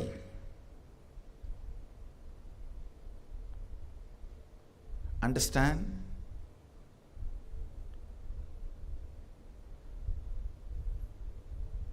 Time is money for somebody.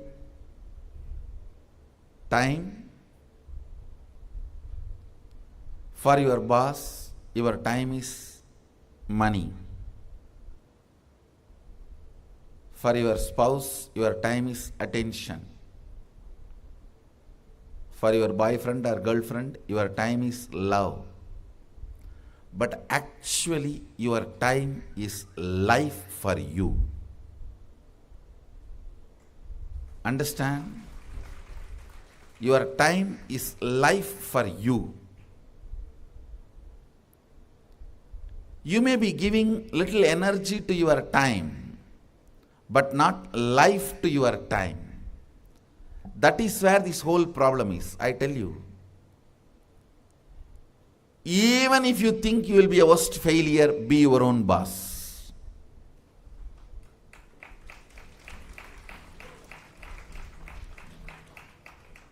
See, when you decide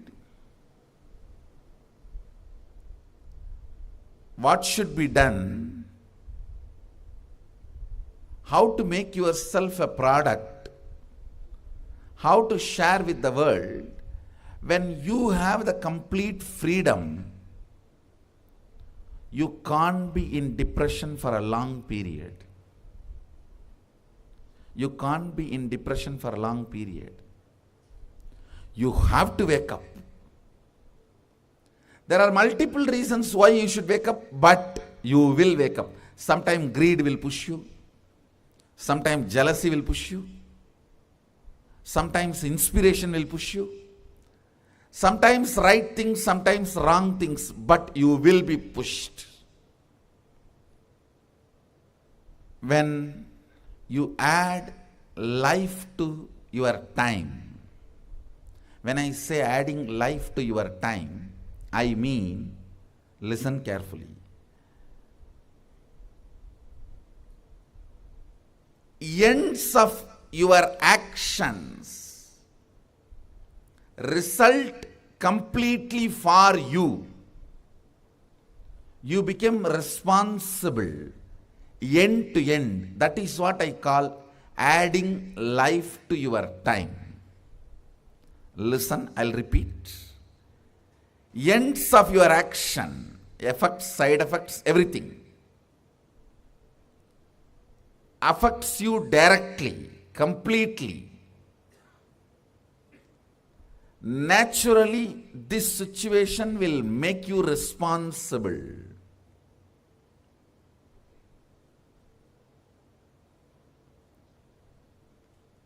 The responsibility, knowing that you are only going to be affected by the ends, naturally makes you add life to your time. Understand? Your time, if you only add little intelligence, it becomes product.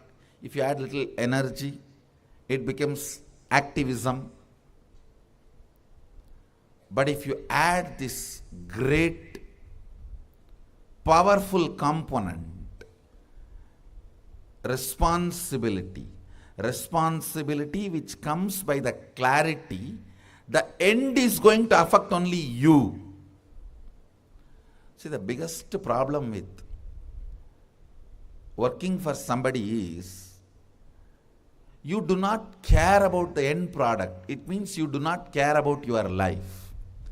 It is all about what you can grab from that person to make yourself comfortable. You do not care about your life. Your actions, your thought currents, are they aligned? Are they useful for you and the society? You do not care about that. You do a project for 10 years and the whole project collapses, you don't care. The salary you received and the life you made for yourself all matters if you are working for somebody. I tell you, that is where all the worst corruption, wrong mental setup starts. Corruption does not mean only, which is practiced in India, how we practice here. You take some money and do a favor. That alone is not corruption. You not being bothered about what you are putting your life into. You are bothered only about the paycheck you receive and how much that paycheck makes your life comfortable or luxurious. You don't care about all other things, anything else is corruption. Understand? That is corruption.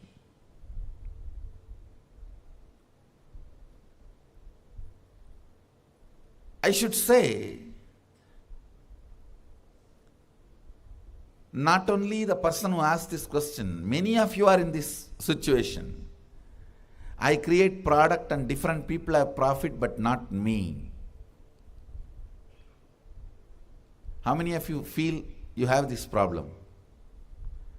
All of you do not take responsibility for your actions end to end. You are afraid of the statement, the end will affect only you. Right or wrong, good or bad, Only you are going to stand to face it. You are afraid of that. You want somebody to face for you. When somebody has to be faced for you, naturally the benefits will go to them. It will go to them. So understand, it boils down to taking responsibility. I tell you, failing few times is perfectly all right. Then being under somebody and be a failure for whole life. When I say be your own boss, I mean your whole day should be decided by you. To whom you should serve,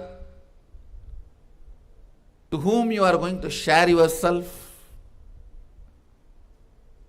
with whom you share your energy, with whom you share your products, with whom you share your love, with whom ultimately you share your life. All this should be your freedom. Understand when I say be your own boss? Multiple levels I am talking. You try to understand only work level. Work level is only one level. With whom you share your time. Your boss. That should be your freedom. With whom you share your products, your clients, customers, should be your freedom. I tell you.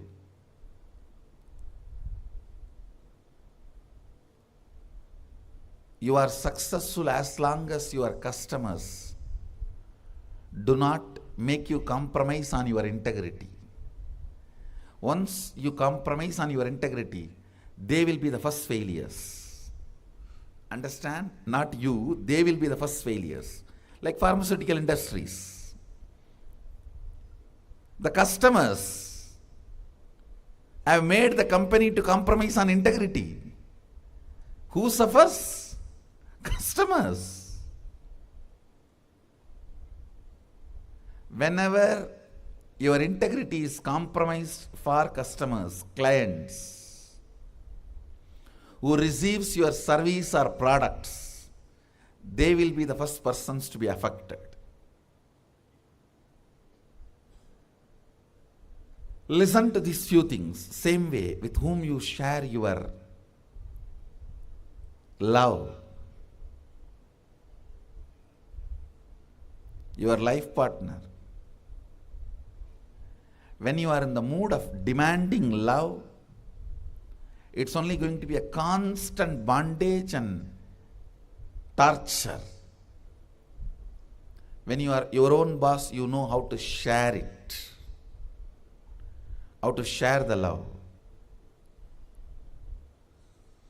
Like Sadashiva, he may swallow the whole poison, but he will share the nectar. Understand? All the stress of the things going around you, all the stress of the things happening around you is the poison. The churning of the Milky Ocean, if you know the story, you can understand. The churning of the Milky Ocean is nothing but happenings around you. Sometimes the stress, poison comes out of it. Incompletions comes out of it. Difficulties comes out of it. Problems comes out of it. Inevitably, there are some things you can never avoid in your life. The mother-in-law, daughter-in-law problem of India. Indian mother-in-law, daughter-in-law problem. Now, please understand, I am very serious. Even if the mother-in-law is dead, you can't avoid the problem. My grandmother is dead, my mother is still afraid of her. No, really. From my own experience, I am telling you. And I have to remind her once, she is dead years ago. Why don't you forget her? She will shiver, my mother will shiver even if the mention of my grandmother's name, I said, don't you understand, she is dead? No, there are many problems you can't avoid just by the very nature of the happenings around you. A man who is capable of swallowing all the poisons and continue to share the nectar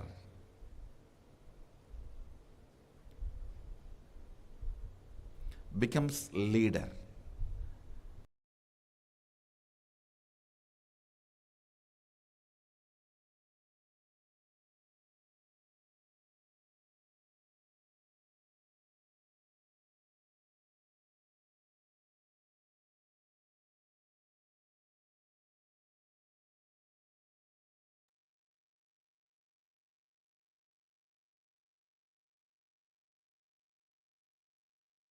Yes. So that was a beautiful satsang where Swamiji shared about the leadership of our life. Let us now enter an internalization exercise to now put these powerful cognitions we have just learned from Swamiji into our lives and see how to start living them. So if we see, everyone in our life is a leader in some way or the other.